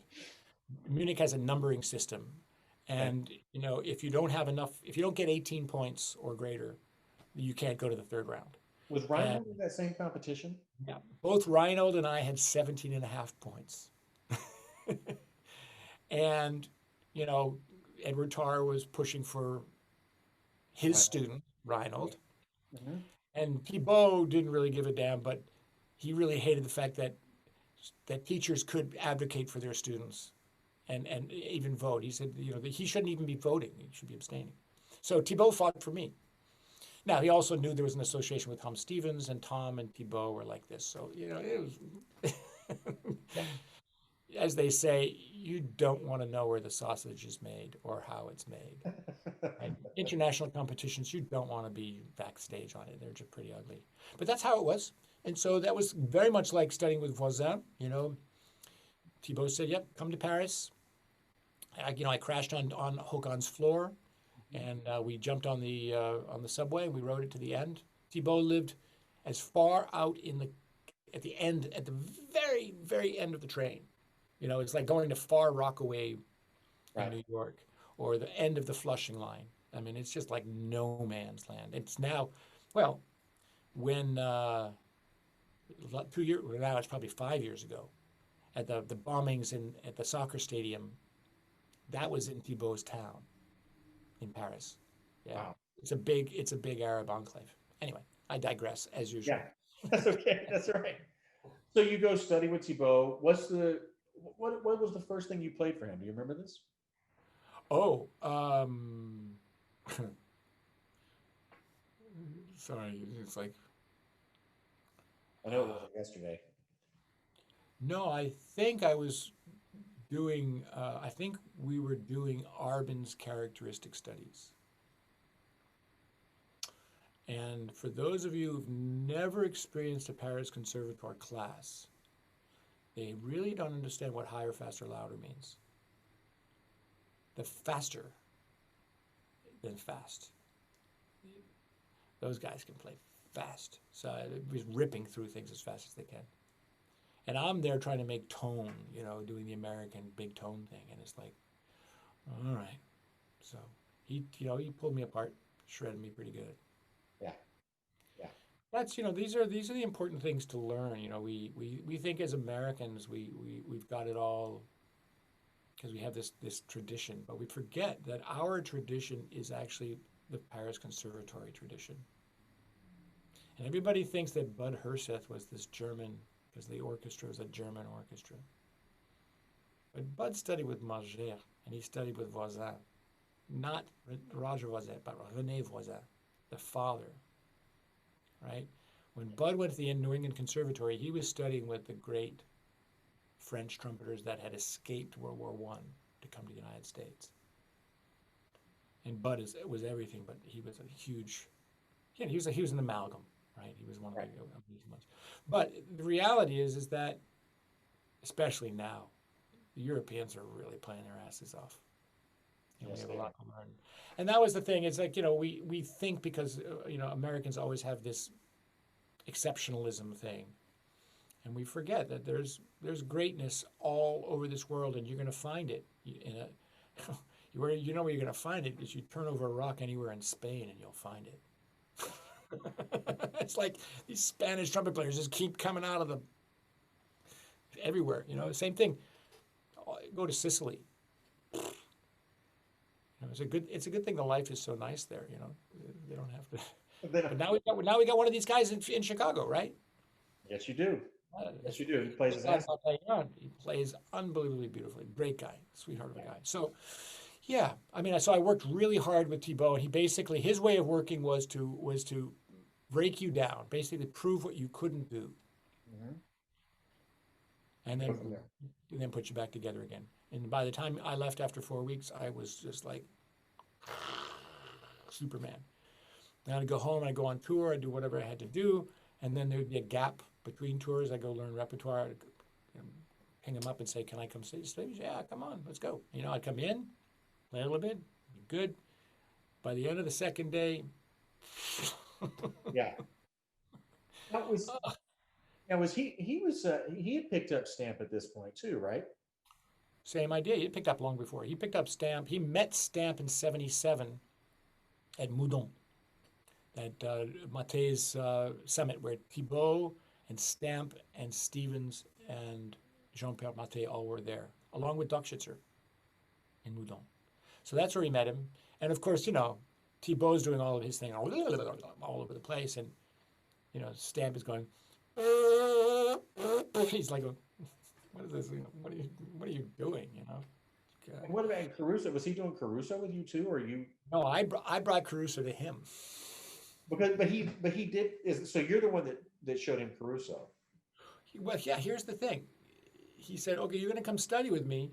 You got to do me a favor. I want you to go study with Caruso for a year and bring it back to me and teach me what Caruso does. Okay. I went, all right. He says, so I did. I went and studied with Caruso. It was great. Talk about that a little bit. What do you? Well, Caruso is one of the, what I've learned from the greatest teachers of all the great teachers. Because, in addition to the ones we've already talked about, we haven't even talked about my work with Jake. I did a couple of seminars with Chikowitz. I've done a lot with Tom Stevens. And then the whole Chosen Veil, for me, is like going back to school again. I study with all those guys when I listen to every single class they do. Yeah. So Caruso's thing is about basics. It's about making a sound in time and getting out of the way. Right? So you establish, because all the things that we have to do as brass players are very, very simple. And this is true. He wasn't a brass player, he was a clarinetist and a sax player, right? But we all have to do the same thing. You got to play long tones. You've got to play scales and arpeggios. You got to do something with fingers. And you've got to do some flexibilities. But what's really not reinforced by many teachers, except for Vacciano, is this idea of subdivision driving the bus. And that if you generate tone in time and just sing the song, right? So Caruso and Jimmy Stem is just a very simple melody. Chikowitz is the same thing, by the way. But it's how you do it. And the whole thing about Chikowitz is you're establishing an embodied time where he had you sit and he wanted you to sit comfortably, but he wouldn't let you slouch. And also, by the way, by the time you're doing Caruso in the third octave of the horn, you're not going to be slouching, right? You're working your ass off. But the whole idea of tapping your foot was to embody your time. So so now when I teach subdivision complexes, this idea that you have 3 tiers. The complex is 3 deep. There's beat, subdivision, and super subdivision. Or it could be a straight tone, right? The 12-note thing. But it's always 3 and 4E and a 1 and 2E and a 3 and 4E and a 1. So you've got beat, 8th note, and 16th note all the time. And the reason why he has you tap your foot is to embody it. He doesn't want you counting in your mind, but to embody it, to feel that. And then you're developing a sense of timing and trust. And one of the things that you read when you read about it, or if you study with some of the people, that they would say, well, he always said, don't worry about your sound.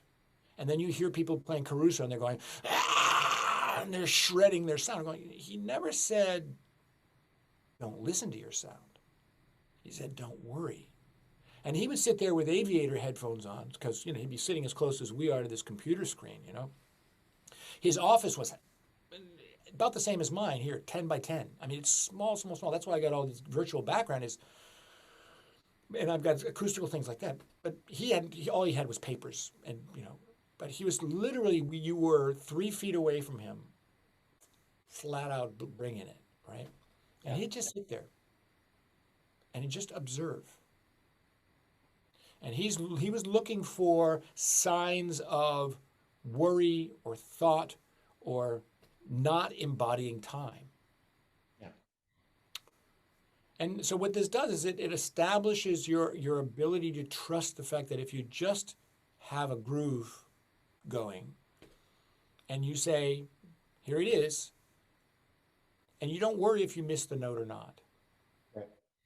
However, if you modify that slightly and just listen to the sound, if you're really listening and letting it kind of come back into your body as you, it's like put it out there and it comes back in like this, but then all of a sudden you're playing, you know, a fifth above where you thought you could play, and the sound is going, woo, you're just flying like, yeah, because that's the way it goes. And then, yeah, and then, you know, the pedal tones and the flexibilities are to give you the elasticity that you need to play higher and stronger. But most of it is, and I know, you know, Julie Landsman talks about this, and Laurie Frink did as well. Julie's on next week, by the way. Sorry? Julie's on next week, by the way. Oh, give her my love. She's such a great person. I just love her. Yeah, it's all about timing. And that if you just if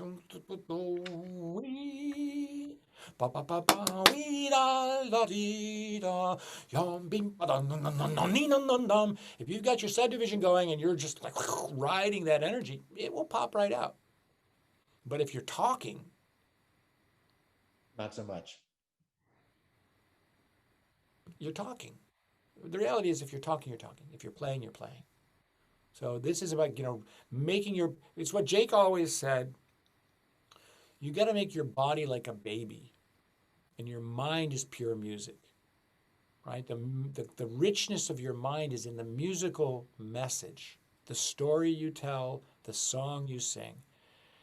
You know, and I use Brian Frederickson's book, and I think one of the confusing things about Brian's book is, first of all, it's so many different things.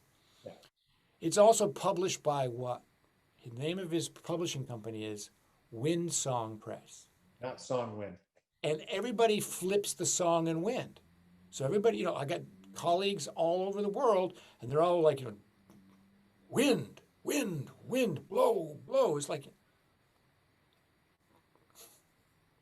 but that's like stepping on the gas without opening your eyes. Yeah, you can step on the gas, but where are you going? Where are you going to drive? Where are you driving this wonderful jalopy? That's always the question. Talk about Jake a little bit. When were you with him? So I started studying with him when I was at IU, right? It was like the years that you guys were at IU, I was studying with Jake. Yep. I figured, you know, I'm 3.5 hours south of you know, Jake's in his 90s. I better go, let's study with him. Yeah. So I get up there, you know, once a month. Lucky my mother-in-law lived in Chicago, so we'd come up and visit. I'd take an hour and go down to the Fine Arts Building and take a lesson with him. Wow. How many times did you see him? Once a month, you said? Yeah, just about like that. It was like a total time, I think I had probably about 8 lessons over 2-3 years. I only had one with him, and I wish I had more, you know? I think, you know, it would be the kind of thing, he's the kind of person you would want to study with for your whole life. I mean, he had, because, you know, every stage of our lives, we learn and we grow and different things happen, you know? And I don't know about you guys, but, you know, I play differently now than I did 10 years ago, and I played much different than I did 20 years ago. And not only does the body change, but our minds change, and what we need to do with the music changes. And also there's, you know, I got to tell you, half the time I was studying with Jake, I was learning how to teach. And also learning how to be a player while I was a teacher. You know, and one of the things that he said, you know, wait a minute. You know, I would play for him, and he goes like, are you teaching yourself, or are you playing that horn? I said, what do you mean? He says, are you giving instructions while you're playing? And I went, come to think of it, yeah, I guess I am. He says, yeah, that's the problem. When you teach a lot, you go into this instruction mode. And so then all of a sudden you pick up the instrument and you're not playing naturally. You're treating yourself like a student. He says, so every time you teach, you got to give yourself at least a half an hour to just play and turn your teacher head off. Turn off your analytical, critical, turn off your talking, teaching mind, and put on your storytelling, singing mind, and really, really reconnect with that joyous execution of pure music. And then through that, it changed my teaching. I mean, you guys know, I mean, my teaching has changed a tremendous amount since the mid-90s. A lot of it has really changed. But that's because that's what experience does. You know, we learn. Yeah. Wow. That's what it means to be human. So what? So he gave you that advice about taking the time in between students and just playing. Were you like playing songs? Were you what kind of Anything. anything? Most of the time, it was I would just play repertoire.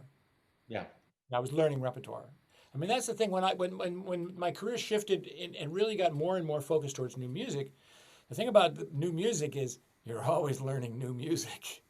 You know, it's like so that's why Judith Shatton was hanging out listening to us for a while. I'm next month I'm playing a new piece by her that is for trumpet and electronics, and we did one last season that is an ensemble with electronics, and so and the music it's not particularly difficult, but it's also not, you know, it's not melodic. right. So, but it is notes. We're not doing. It's not like it's Lacherman or Rebecca Zonders. I'm not. There's no split tones and there's no effects. You know, there's some doodle tonguing and some shakes and but not. But no, but it's like pure basics. Yeah, You learn something that doesn't have melodic content but still has pitches. You got to turn those various pitches into melodic content. You got to find the relationship between what most people would call is atonal. yeah. So last time I checked that there's 12 tones and a couple of quarter tones. So there's more than it's not atonal, it's polytonal. It's really and then things like interpretation of she's got these slides. So I said, do you want a slide or do you want a bend? Right? So do we do alternate fingerings and I do it with the third slide? Or do you want me to bend the note? Do you want the notes to be articulated? Do you want them to be smooth and all these things? So that's why I really love working with the composers so that I can really get into the nitty gritty. I wanted to ask you about that. I mean, some of the people you've worked for, like David Stock, David Diamond. Uh, you mentioned the Schuller concerto before. I didn't realize that was Schwartz kind of throwing that at you. But did you work with Schuller while in that process? Not in the process. He had already written the piece. Did you play it for him? Oh yeah, many times. The premiere of that concerto was that summer that Jeff and Neil and Winton and I were up at the White Mountains with Jerry and Tom Stevens. So Jerry did the premiere of that with Gunther conducting. And so I heard that premiere, and so that was August, and he said the New York premiere is in January. You want to learn this thing because I'm quitting the trumpet and I don't want to have to practice it. Wow. So I said, all right. So then I had from September through December to learn the Gunther Schuller concerto. That reminds me, by the way, because you were talking about Tanglewood earlier, and this is just an aside. I'm curious about did Voisin ever talk about the Hindemith Sonata premiere? I spoke with him later about it, but that summer we never did. I mean, I spoke with him about it many times. Yeah. What did he have to say about that? Any stories that come out of that, or any? No, nothing specific. Yeah. Nothing specific. Yeah. Yeah. I was just always curious because you don't hear very much about him premiering that piece, but you were around him a lot, so I was curious about that. What Yeah. was some of the? I wasn't smart. I wasn't smart enough to ask when then. Oh man, well, I mean, again, like I told you, when I was 16 to 18 years old, I was oblivious, and many times when I look back in the history of the things as I've learned them, I've stumbled into fortuitous situations that allowed me to learn things right. that I would not have known to ask to learn about. Well, but you also worked hard and made your luck too, so that. Well, I mean that's part of it. There is that aspect of making your luck, and working really, really hard. I mean, and you could ask anybody throughout the last 50 years that I've been playing this instrument, about my work ethic. It's I fair. work too hard. If anything, I work too hard. Yeah.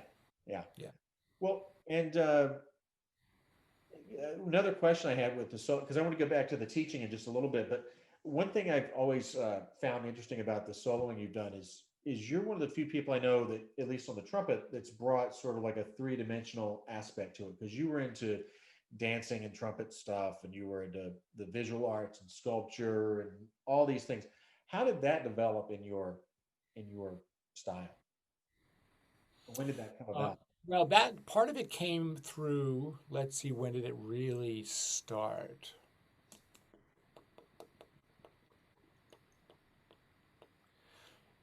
Part of that started with that funk band that we had in high school. So, we had to figure out steps, Yep. right? We had to do it. We did our own choreography, and we had a couple of classmates. You know about A Better Chance, ABC? No. They take inner city kids and they plop them into suburban school situations, right? Okay. It's a kind of way of like integrating schools without actually integrating them. You, Right. so there were three black women one from New Orleans, one from Charlotte, and one from trying to remember Atlanta, and they were like hosted by families in my hometown. Okay.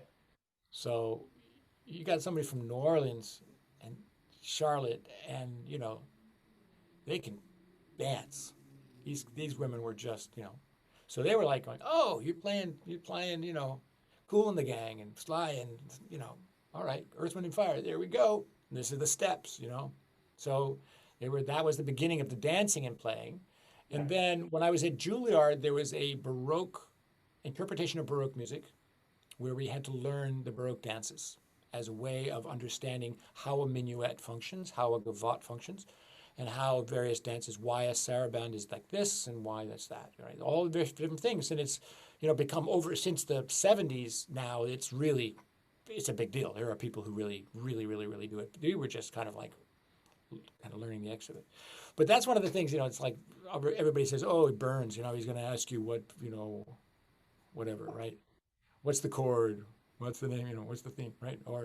But how many people don't realize that the Hindemith Sonata has a minuet and a gavotte in it, That would be most of us. right? They have no idea that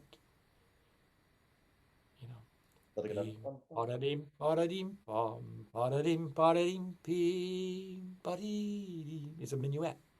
1, 2, and 3, and 1, 2, and 3, and 1. And then, yep, it's a gavotte.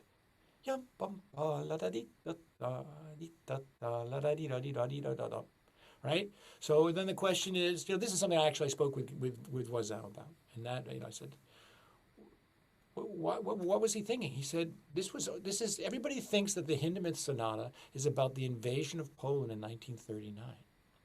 And it's not, right?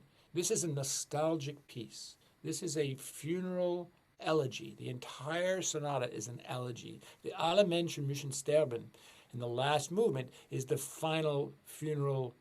And of course, it ends with the chorale and the major chord and the whole thing, right? But it's really about what happened to European society as we went from an agrarian to an industrial to a military industrial society. And the loss of innocence and the loss of our natural connection with tradition. In that, and it was more in response to the First World War and response to the militarization, the mechanization of German society, not so much the war itself, but the loss of, that's why the B theme in the first movement is in 12/8/9/8. It goes into ternary. It goes into ternary meter, because that's what the 19th century and the 18th century were about, right? Right. 3. It was all in 3. All the great 19th century and 18th century music's in 3. And you get to the 20th century and everything becomes very binary. So that's an interesting thing. And then, of course, what is our lost heritage? What's our relationship with lost heritage? And then, of course, if you look at it with his modernist take, the kind of cubist take on the minuet and the gavotte, it's what has been broken, And then it's kind of like, oh, that's kind of cool, actually.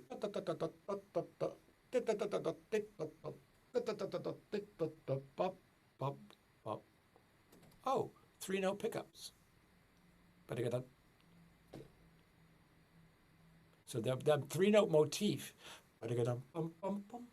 three-note pickups, bum bum bum bum, bum bum bim bum bum, da di da da da da da da, 1 2 3, da di da da da di da da da da di da da da, and then it's like this. Again, it's like Duchamp, you know, it's like this very 1930s, 1920s refraction of, but it's all very, very lyrical, very sweet. Yeah. You know, and then it, you know, again, it's bugle calls. It's very 19th century romantic piece. It's really cool.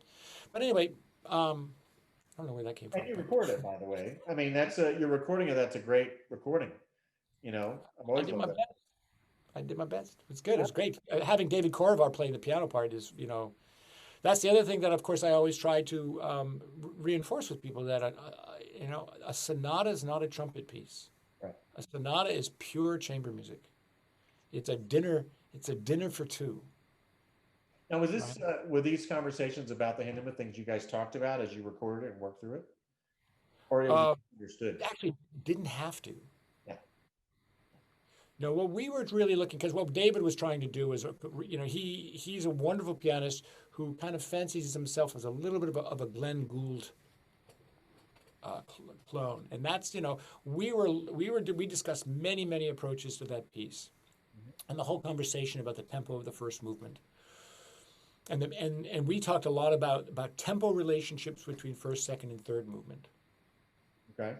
And how, well, you know, when you get to the second movement and before you do the funeral march at the very end, you know, bum ba-da-dee ba-da-dee bum ba-dee-dee ba-da-da-da-da-dee da-da-dee ba-da-da-da-da-dee da-da-dee ba-dee-da-da-da-dee da-da-dee da-da da-dee-da-da-da-dee da-da-dee da-da da-dee-da-da-da-dee da-da.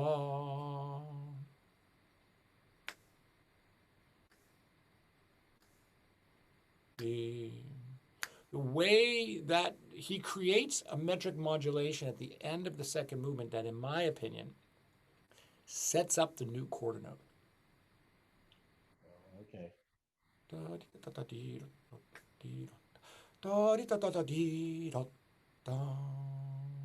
if you do, the whole bar becomes the new beat.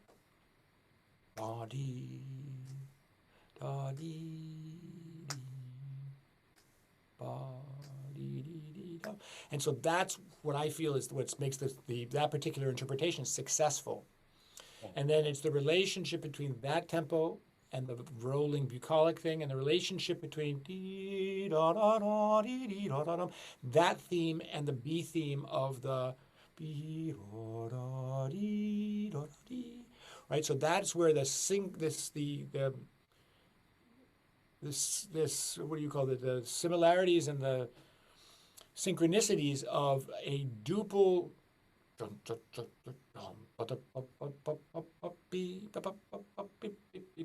then,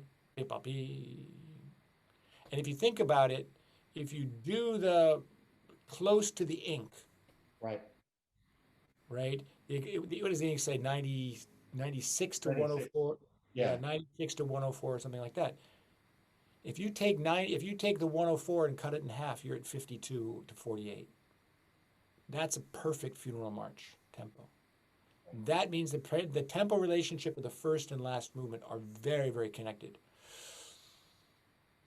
That's the kind of stuff that we talked about. And then, you know,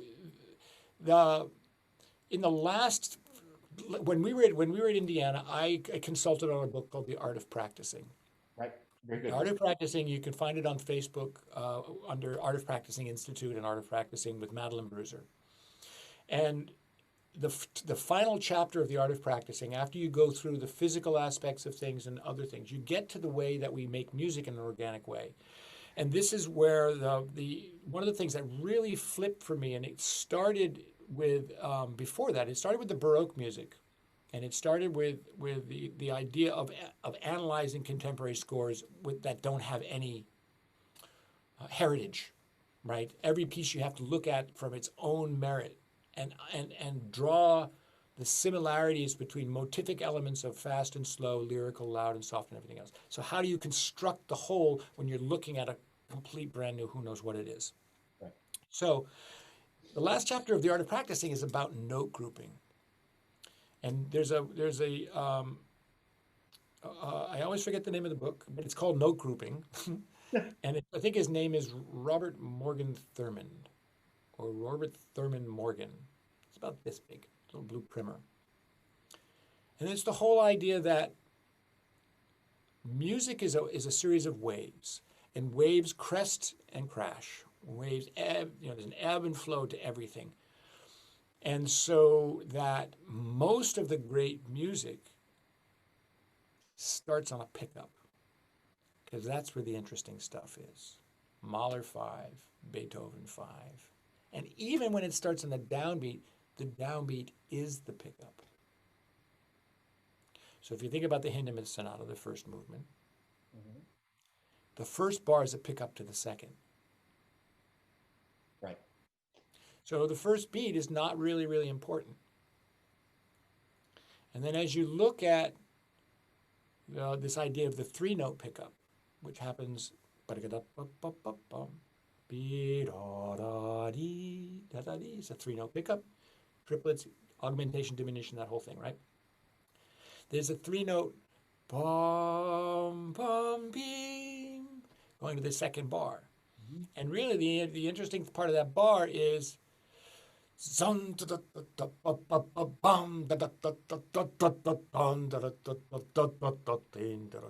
you look at the harmonic motion, it happens and 4 and 1. And 4 and 1. The balance between the dotted rhythm at the beginning, which goes that way. So, we talked a lot about not overloading downbeats. So that it's not, so it's not the panzers invading Poland or Paris, but really it's much more, the trumpet part is the narrator, once upon a time. And that's where, what's the most interesting thing of the first phrase of the trumpet part? Think it through your head in a second. What's the most interesting motif in the first phrase? Right. Yeah. So that's where the energy goes. The long notes, you just sing them like that rainbow over my head. Yeah. Right? Don, dee, dee, ba-dim, bum, ba, da, dee, dee, dee. Yeah. It's like that. It's like this, and the crest explodes with that rhythm.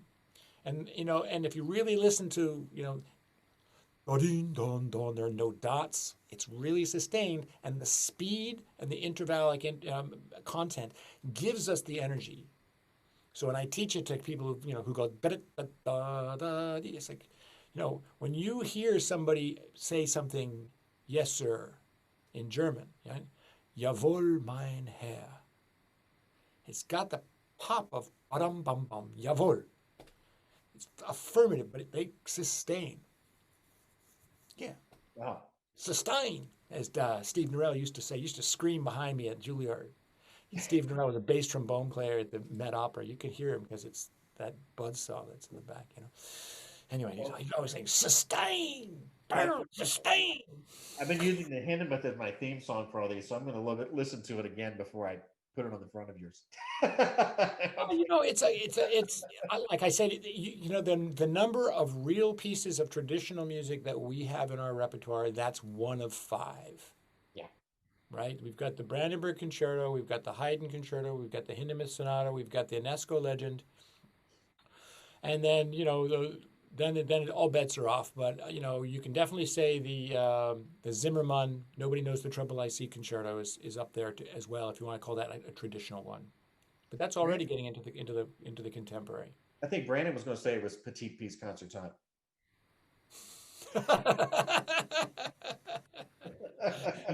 Yeah, no, he was gonna say Michael Haydn. Right. I was going to throw Honegger into that mix. Honegger's good. No? Yeah, good. Great?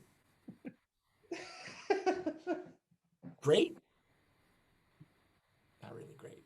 Not great. Second-rate composer. Whereas I think Ionesco is an underrated composer. I think when you listen, you should check out some of Ionesco's string music and piano music. He was an unbelievable pianist and violinist. And anybody who can play piano and violin and compose, they're probably really serious. And Honegger wrote a lot of great stuff too, don't get me wrong, but this is more of a student piece, and it's an entrada. Most people try to play it like a Bruckner seventh, It's an entrada. It's supposed to be a throwaway piece. And everybody goes, "Oh, that's a throwaway piece." Well, if you play it like Bruckner, it's going to take a pound of flesh. But the story of that piece in, I think it was the fourth trumpet audition in New York. There was a period, the fourth trumpet audition in New York. It might have been the fourth, or it might have been when Vince retired, and it was the second trumpet audition. The entire audition was Honegger entrada and a G major scale up 1 octave, down 2, followed by a C major arpeggio, 2 octaves. Hold the C as long as you can. They went through 150 players and nobody got passed on. Next time they did it, they put the Honegger and then a bunch of excerpts. Most people couldn't get through the Honegger. And Phil's going, "I don't quite understand what's going on." I'm going like, Phil. And he's right. He's right. He's right. That most players don't approach the instrument with the efficiency that Phil does and did. And that it takes to play through that thing from top to bottom. And it's an interesting test. It really is. But it will reveal things. But in terms of is it that interesting? It's like the pianist would say, "Really?" Whereas the pianists look at the Ionesco and they say, "All right, this is a real composer. I'll play this," right? Whereas you give them Honegger, they're not going to even look. They're going to read that. They're going to sight read Honegger. They're not going to practice Honegger. There's nothing there to practice. You just play it. That's the difference between pianists and us. There's something I skipped over that I did not mean to, which was... All right. You're talking about Thibaud. You're talking about... No, I'm talking about Thibaud, and I want to talk about Gould a little bit. Yeah, man. In case he watches this, especially. Oh, Gould. Well, hi, Gould. I don't think he's on right now, but I have a feeling he'll probably check it out at some point. Well, Mark had a huge influence on me. Yeah. Only in just the way he thinks and the way he makes music. In terms of, I started studying with him because Jerry wouldn't teach during the summers when he was at Waterloo. When he was conducting the orchestra, he didn't want to teach. So he said, "You should study with Gould for the summers. It'd be great." So I did. And, Gould, he humored me. He put up with me. He was like, yeah.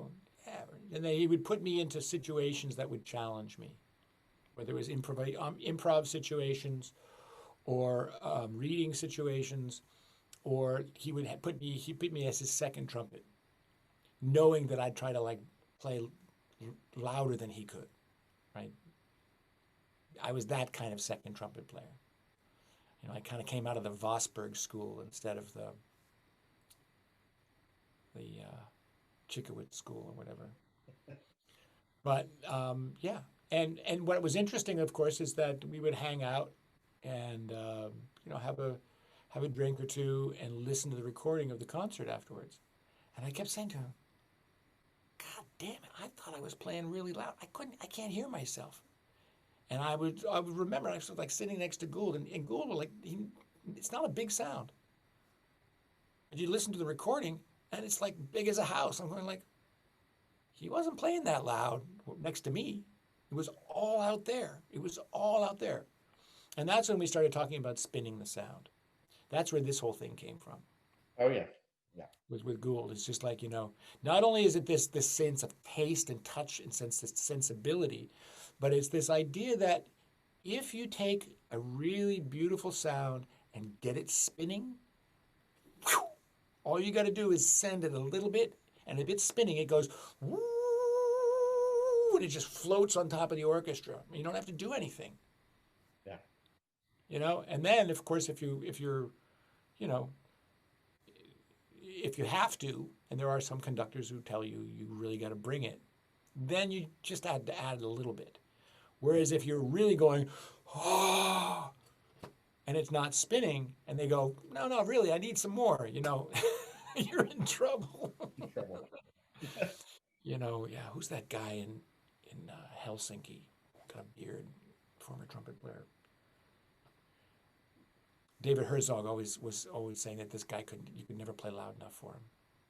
Crazy conductor, composer, really, and he was like, you know, blood would come out of his eye, kind of shit. You know? So what else about Gould? I mean, you know, name of my ensemble is Fulcrum Point. The name of Mark Gould's first album with Mark Sherman is called Fulcrum Point. Do I need to say any more? Got it. The idea of fusing composition and improvisation, fusing tradition with innovation, acoustics with electronics, was born hanging out with Gould, listening to Bitches Brew, listening to experimental new music, you know, ranting and raving about what's good, what's great, what's art. Right. You know, and my lessons with him were either listening lessons, conversational lessons, but mostly listening. You know Booker Little? No, I don't know Booker. You got to know Booker. We'd sit down, we'd listen to Booker and talk about Booker. One recording after another, just recording. Burns, you practice too much. You got to listen more. So that's all we did. We'd sit there and listen. And then, you know, he'd have to get back into shape at the end of the summer. And he said, you know, Burns, I got to get back into shape. Come on over, we'll play. And we'd play duets. And we'd start with like those ditty little Arbenz duets. Yeah. And then we'd get, you know, over a course of 2 weeks, we'd get to the place where we're, you know, bringing it hard.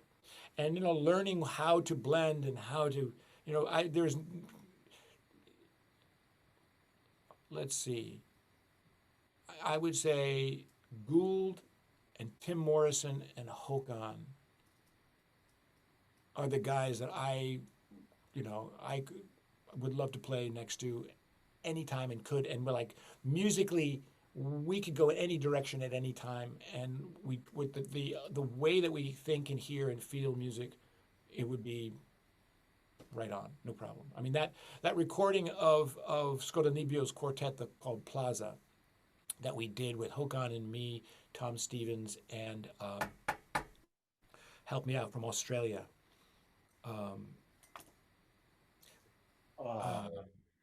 God, my brain is fried at this point. Not Jeff Payne. No. It'll come to me right in the middle of the night, I'm sure. Young? He's a guy he's in like Principal New Zealand, I think he's in Melbourne. I know who you're talking about. I can't think of his name right now, though. I do know who you're talking about. Anyway, you know, that was like Trent. Was it Trent? Not Trent Austin, but no, it was sort of like that, but it's not that. Anyway, it's just like we put that together on the fly, and it was like the way the time is, the way the interpretation is, the music goes, and it's a crazy piece where we're like, you know, hanging out and half steps, B flat, you know, and it might as well be a major chord. It felt so good. So with, you know, playing with Gould, I have so much respect and so much love for him. He's so completely misunderstood. Yeah. As an artist and as a human being. You know, so you can actually see it when you see him conduct an ensemble. It's like you see a whole other side of his musicianship that you don't get from when he's doing Pink Baby Monster, Fun and Games, or other things. And the other thing is, I mean, you know, most people have never really heard him play jazz the way he can and does at times. Yeah. But yeah, if you want to pull something out of the stacks, pull out that Fulcrum Point LP that he did with Mark Sherman back in the 70s. It's like Miles Davis Bitches Brew plus Woody Shaw, you know, so got some serious, he's the real deal, you know, and then again, it's, you know, it's like making music with somebody, there's an honesty to the way that music is made, right? Yeah. And that's what's really, really important. And that's what I think is really wonderful about Gould. And we all know that because of course he's tremendously forthcoming with an honesty. Yes. And speaking of honest, there was one other teacher I wanted to talk about, which was, of course, Tom Stevens. And of course, I know you guys all have became friends as time went on. But what was it like to be a student of his? Like when you studied chamber music with him, what was that? Oh, Tom Stevens, I never studied chamber music. I studied solo repertoire with him, and I studied the trumpet with him. Brutal. Tom was all business. All business. It was just, you know, you came in and like Thibaud, he would find the thing that was absolutely the thread that would take your entire sweater apart.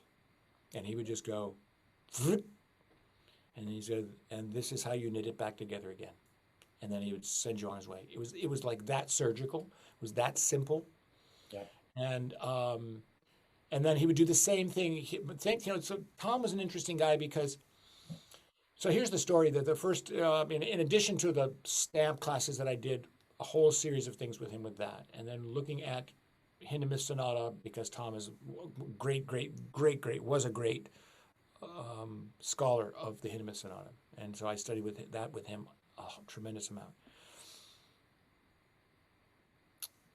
The summer that we were doing that thing up in the White Mountains with Jerry and Jeff and Winton and that whole crew, I had a brass quintet in residence. We were, you know, we got free room and board, and we were sent out to play concerts in the community, brass quintet. And we were preparing for a competition, and so it was great. We could practice our competition music on one end and then do the gazebo music. Right? We were playing gazebo music and things like that. But then they gave us one last concert, and that last concert was, you know, Etler Quintet, Ewald 3, Ira Taxon Quintet, Fancies, Toys and Dreams, a series of Bach contrapunctuses, and I think that was enough right there, right? It was a bloodbath of a recital, and I was arrogant and played first on everything, pretty much. You know, so, and the other thing that they made the mistake is they paid us at the bar. So to pay a brass quintet at the bar is silly. So the next morning I rolled into the 9 o'clock master class at 8:59. Slide in the back thinking, you know, I played a long concert last night. He's not going to call on me. And sure enough, you know, he goes like, Burns, get up here. Hindemith. Second movement.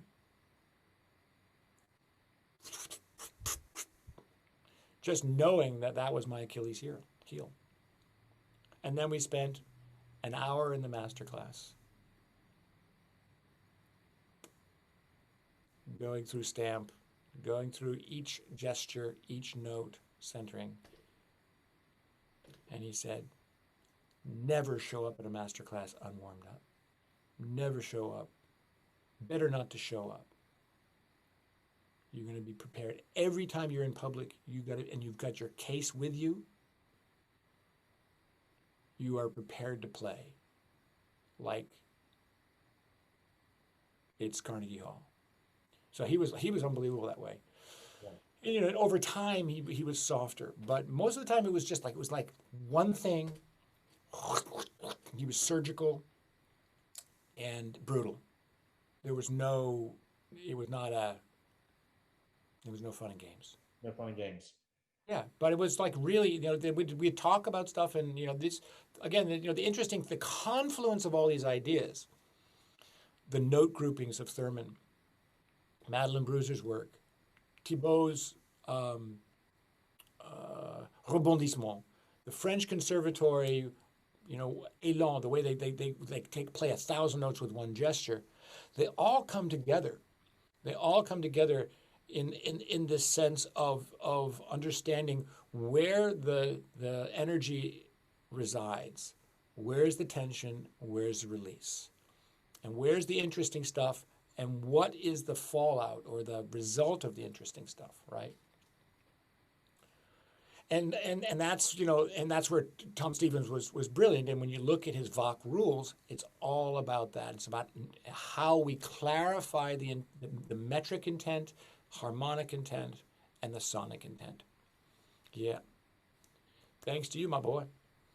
Yeah, it's so great to see you.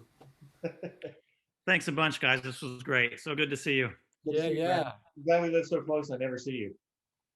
I know it's a shame, isn't it? I don't see anybody right now, but I know. once COVID dies down, we got to do it. That sounds good.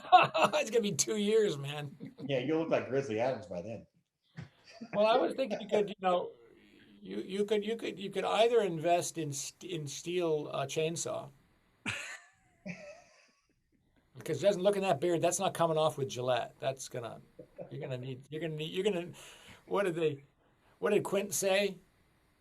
We're gonna need a bigger boat. We're gonna need a bigger gun for that one. But My daughter likes it. I think she thinks I'm like a cat or something, so it gives her something to. and the wife?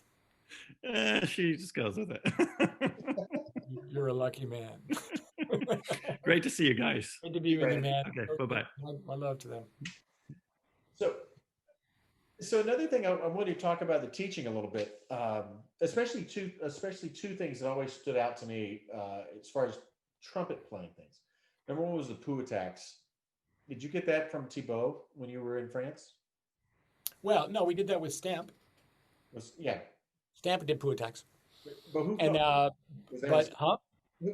Who really got that to be a part of your approach with the Stamp stuff? Was it just from the book, or was it from Stevens or Thibaud? Or it was Vince. It was Penzarella.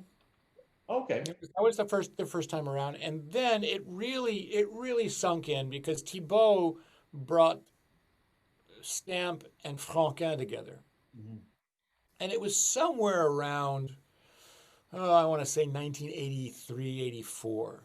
Might have been a little earlier. It might have been 82. Yeah. It might have been like Hokan's last year at the conservatory, where Thibaud went to, and I think it was when he was doing some design for Selmer. And he came home one day with this stack of methods. And he goes, I just found gold. And he opens this up, and Hokan and Thibaud and I sat down and went through the whole Franquin method. The Franquin method had not been published for 100 years. Well, yeah, it's about 100 years. Right. You know, so the end of the 19th century. And we went through the whole thing, and then he goes, this right here. And it was the third series of practice things. It's not even the very beginning of the book. He gets to the beginning of the book, and you look at it, and it's the Bill Adams routine. Right. I know that page you're talking about. It's the expanding Bill Adams routine, right? Except it's piano with a bar in between. Right? And the instructions are that you subdivide and clearly play without caring, with no emotion, just one sound. And you stay on that, and you put the trumpet in the lap. That's the other thing he says. If it doesn't come out the way you want it, you put the trumpet down on your lap and you wait for the next bar, and then you pick it up.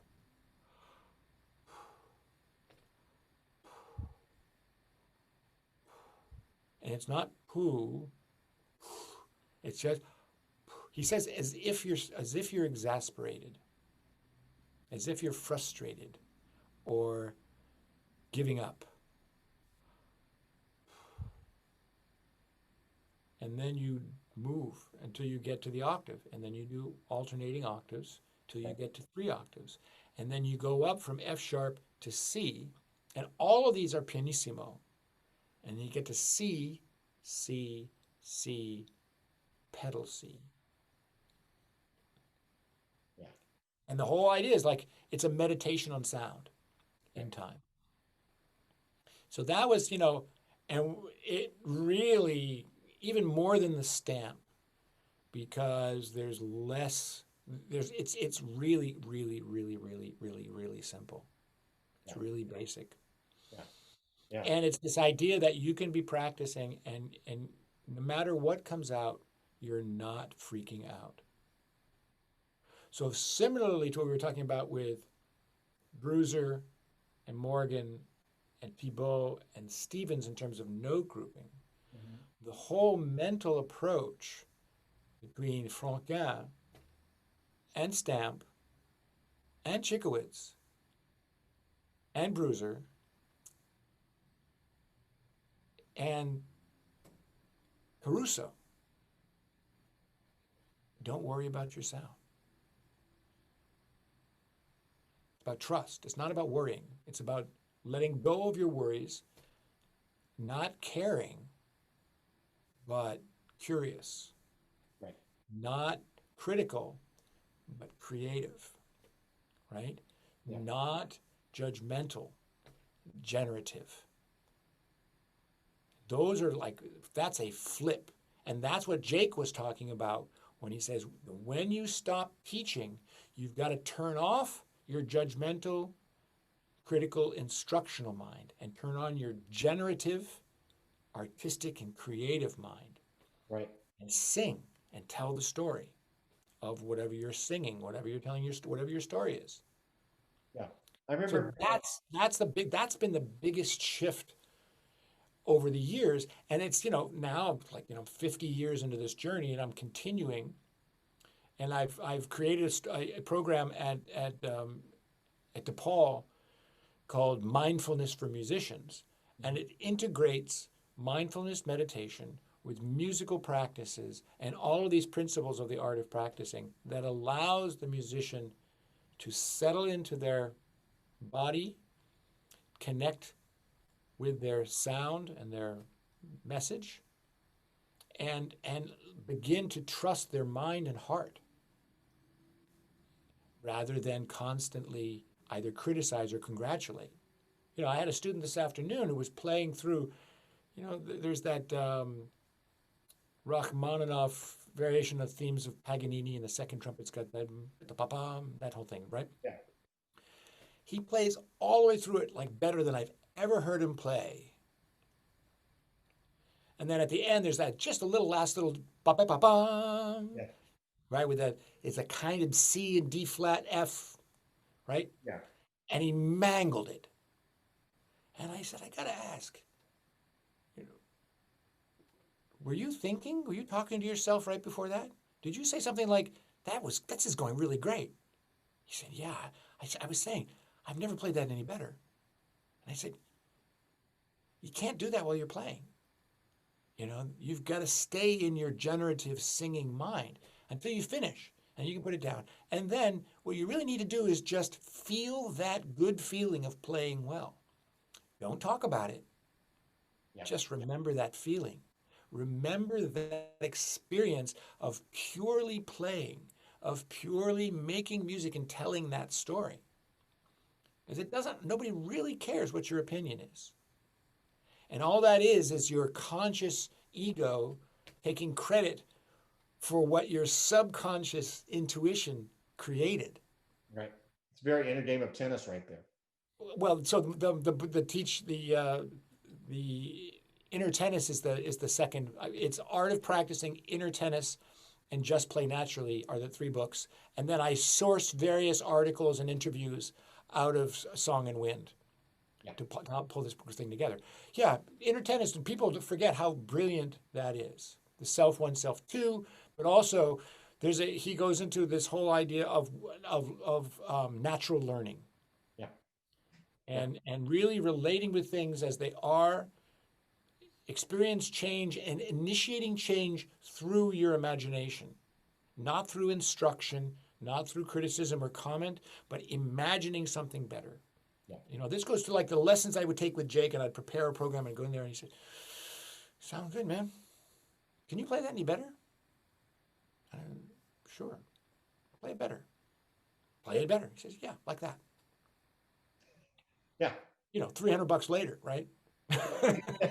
But you know, it's like that. It's keeping the whole shit simple. Yeah. Is you know, this is where the conservatory has done such a great disservice.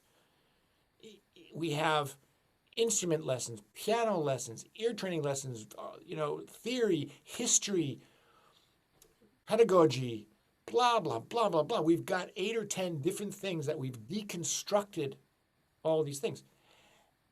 And there isn't any place that we put it all back together again. Unless you got a really great teacher who's able to say, okay, right? Yeah. Yeah. Yeah. I remember Pinzarella saying you can't criticize and create at the same time. And yeah. And it's so true. But that's, you know, this, and then that goes back to developing good habits and the habit of just playing naturally, which is where that other one. And just playing naturally is like a memoir of a cellist's studies with Casals.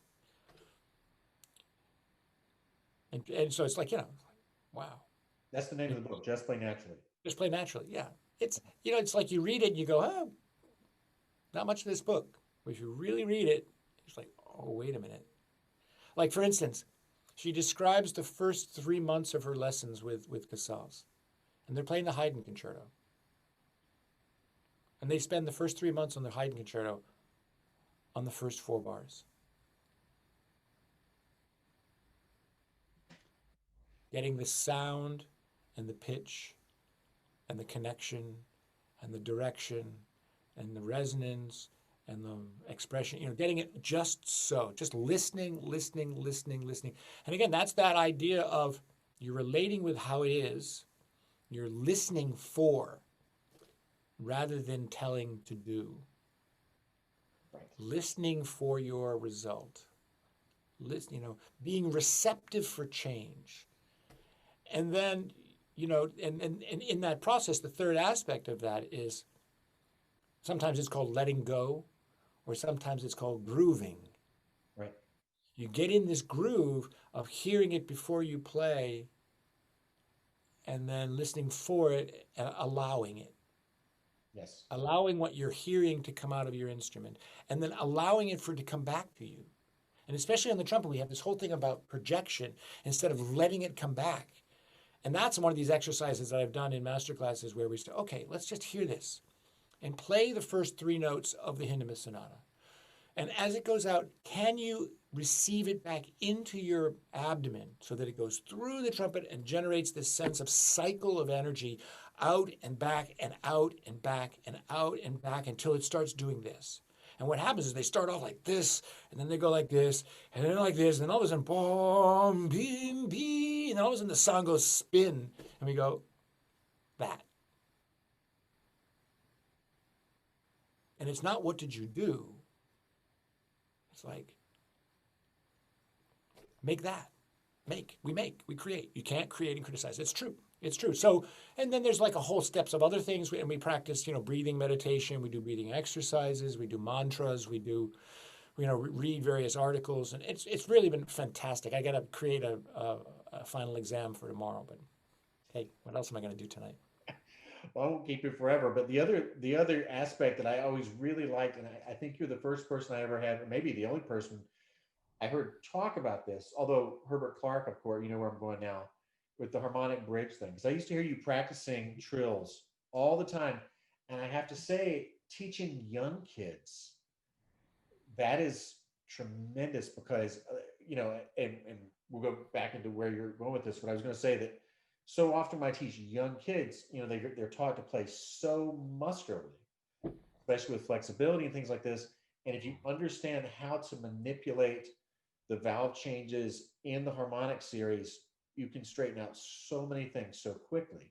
Right. And I learned that from you at 10:30 at night when I was hearing you play these. What do you do? You know, you're 100% right. That's a game changer. It's a game changer. Um, because basically, if we can make the sound sing across the bridges, the rest of the notes take care of themselves. Well, that's why I don't teach young kids, really young kids. I don't teach them via key signature when they're learning scales. I mean, like which ones has the least sharps and flats. I teach them according to the overtone series because it's just pressing buttons, valves, right? I mean, Yeah. once they can once they can cross those bridges, they don't have those issues that the other kids have. Right. No, I think if they can, and the other ideas of just, keeping everything flowing and recognizing that the flow is in both directions. And most people, this is where the idea of the blow doesn't allow for the Yeah. spin. If people are watching this, describe what we're talking about, where we're talking about playing over the overtone series. I mean, over those breaks. So, harmonic bridge is another way of calling it the break, right? A lot of people say, oh, the break between C and D, or the break between E and F sharp at the top of the staff. And my concept of that was, well, if you think it's a break, you're gonna break it. And you don't want to break. I mean, the trumpet's gonna break anyway. It's like, it's one of those instruments. You wanna make it as smooth and connected and solid as possible, right? Yeah. And of course, we have the harmonics where we go from the open horn to the longer valve combinations. And just like a trombone, the slide goes long, you're supposed to go down. Ba, right? And so when our valves go down, ba, that is that fourth. Ba, so if you're going to go from ba, da, da, dee, and this is what makes Chikuits really interesting, is ya, di, da, dee, dee, da, da. You're going across two bridges right off the bat. And the idea is just to connect. And you're going to move up the way your F sharp comes naturally down. We're going to go G to A the same way. So every time we go G to A, C to D, E to F, G to A, all the way, we're equalizing the quality of sound, right? And yes, you can blow more air, or you can tighten your lips, or you can arch your tongue, or you can pull back on your corners, as Schlossberg once said. People have all, but the thing about it is there are two different ways of teaching. And this is where the inner tennis at playing the game is really, really clear. There's instructional teaching and there's experiential teaching. And you can instruct all the different muscles to do it. Don't puff your cheeks, hold your corners tight, point your chin down. I mean, how many muscles are there in the face? How many muscles are in the neck? Which part of the tongue are you using and what language do you speak? Because the tongue starts here at the hyoid bone and it's this wild thing that goes up to the tip. And depending if you lisp or not, everybody uses their tongue differently. Right. So then what are we talking about? Again, let's play naturally. And the reality is when the tube is longer and you're going up, you can either pinch tighter, move some more air, or some combination therein. Yeah. And I don't really care, ultimately. But I just find that those are the things that make it really, really interesting, that if we can equalize the quality of sound as we move from one partial to the next partial. When I was at Juilliard, I didn't even know I was doing this, but I did it all the time. Yeah. And it was this straight air, one valve.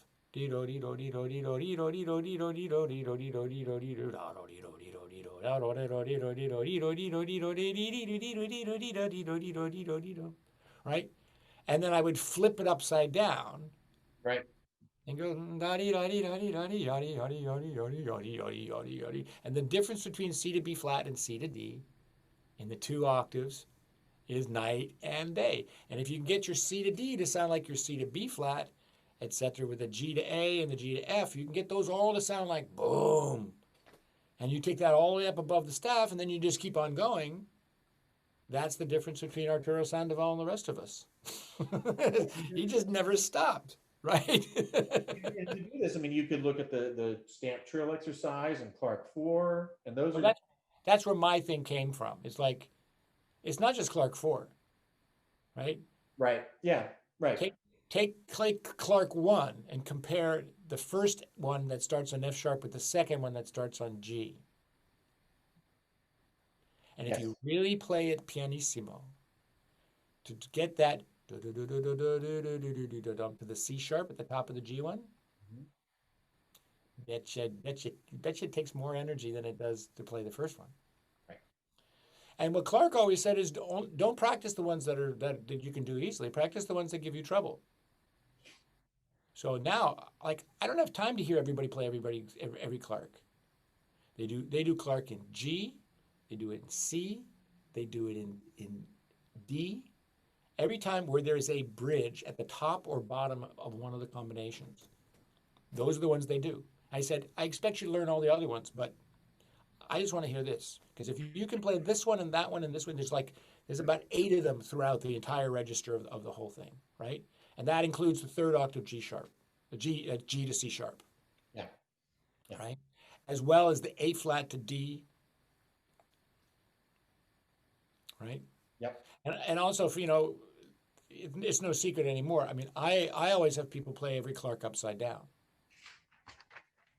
So instead of just going upside down, so descending Clarks is just as important. Yeah. Right? Same thing, instead of going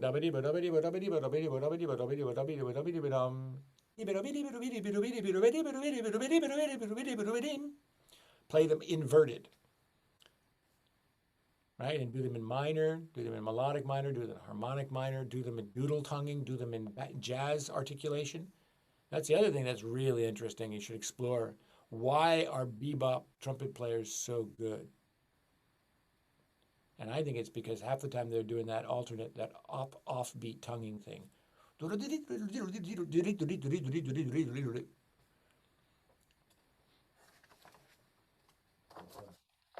Oh, you can't see it on my green screen. Is that Siobhan? Siobhan, man. Siobhan. Now you can see it. There we go. Now you can. It's crazy, right? There's, we could talk for hours, and I do want to get to Fulcrum Point, because that is the thing that you are. What is that? When I cover my camera with this thing, hi, bye. Anyway, it's like we're 2.5 hours into this thing, man. I'm getting goofy. I know, man. I know. Well, I definitely want to, I want to. Fulcrum Point is such an important component of who you are and your career. Why don't we save that for another time? Because people are going to get so bored with this, and you're going to spend for hours editing all the dumb shit in this thing. Anyway. No, this is going straight, because everything you said was great. No, I mean, look, maybe I'll tell you what I will do. I would put some times in about when you talk about certain things if people want to fast forward to it, but I'm going to leave in the whole thing just like this. Yeah, So, right. But I'll tell you what, I'm going to get off of Facebook Live, but hang on there. I want to talk to you for just a second. So thanks for everybody that's watching, or that probably you watch later, as most people do. And thanks so much, Professor Burns. And also, Professor Cord and Professor Craswell, who dipped in earlier, as well as any of y'all who did check it out. Yeah. Great to see those guys. All right.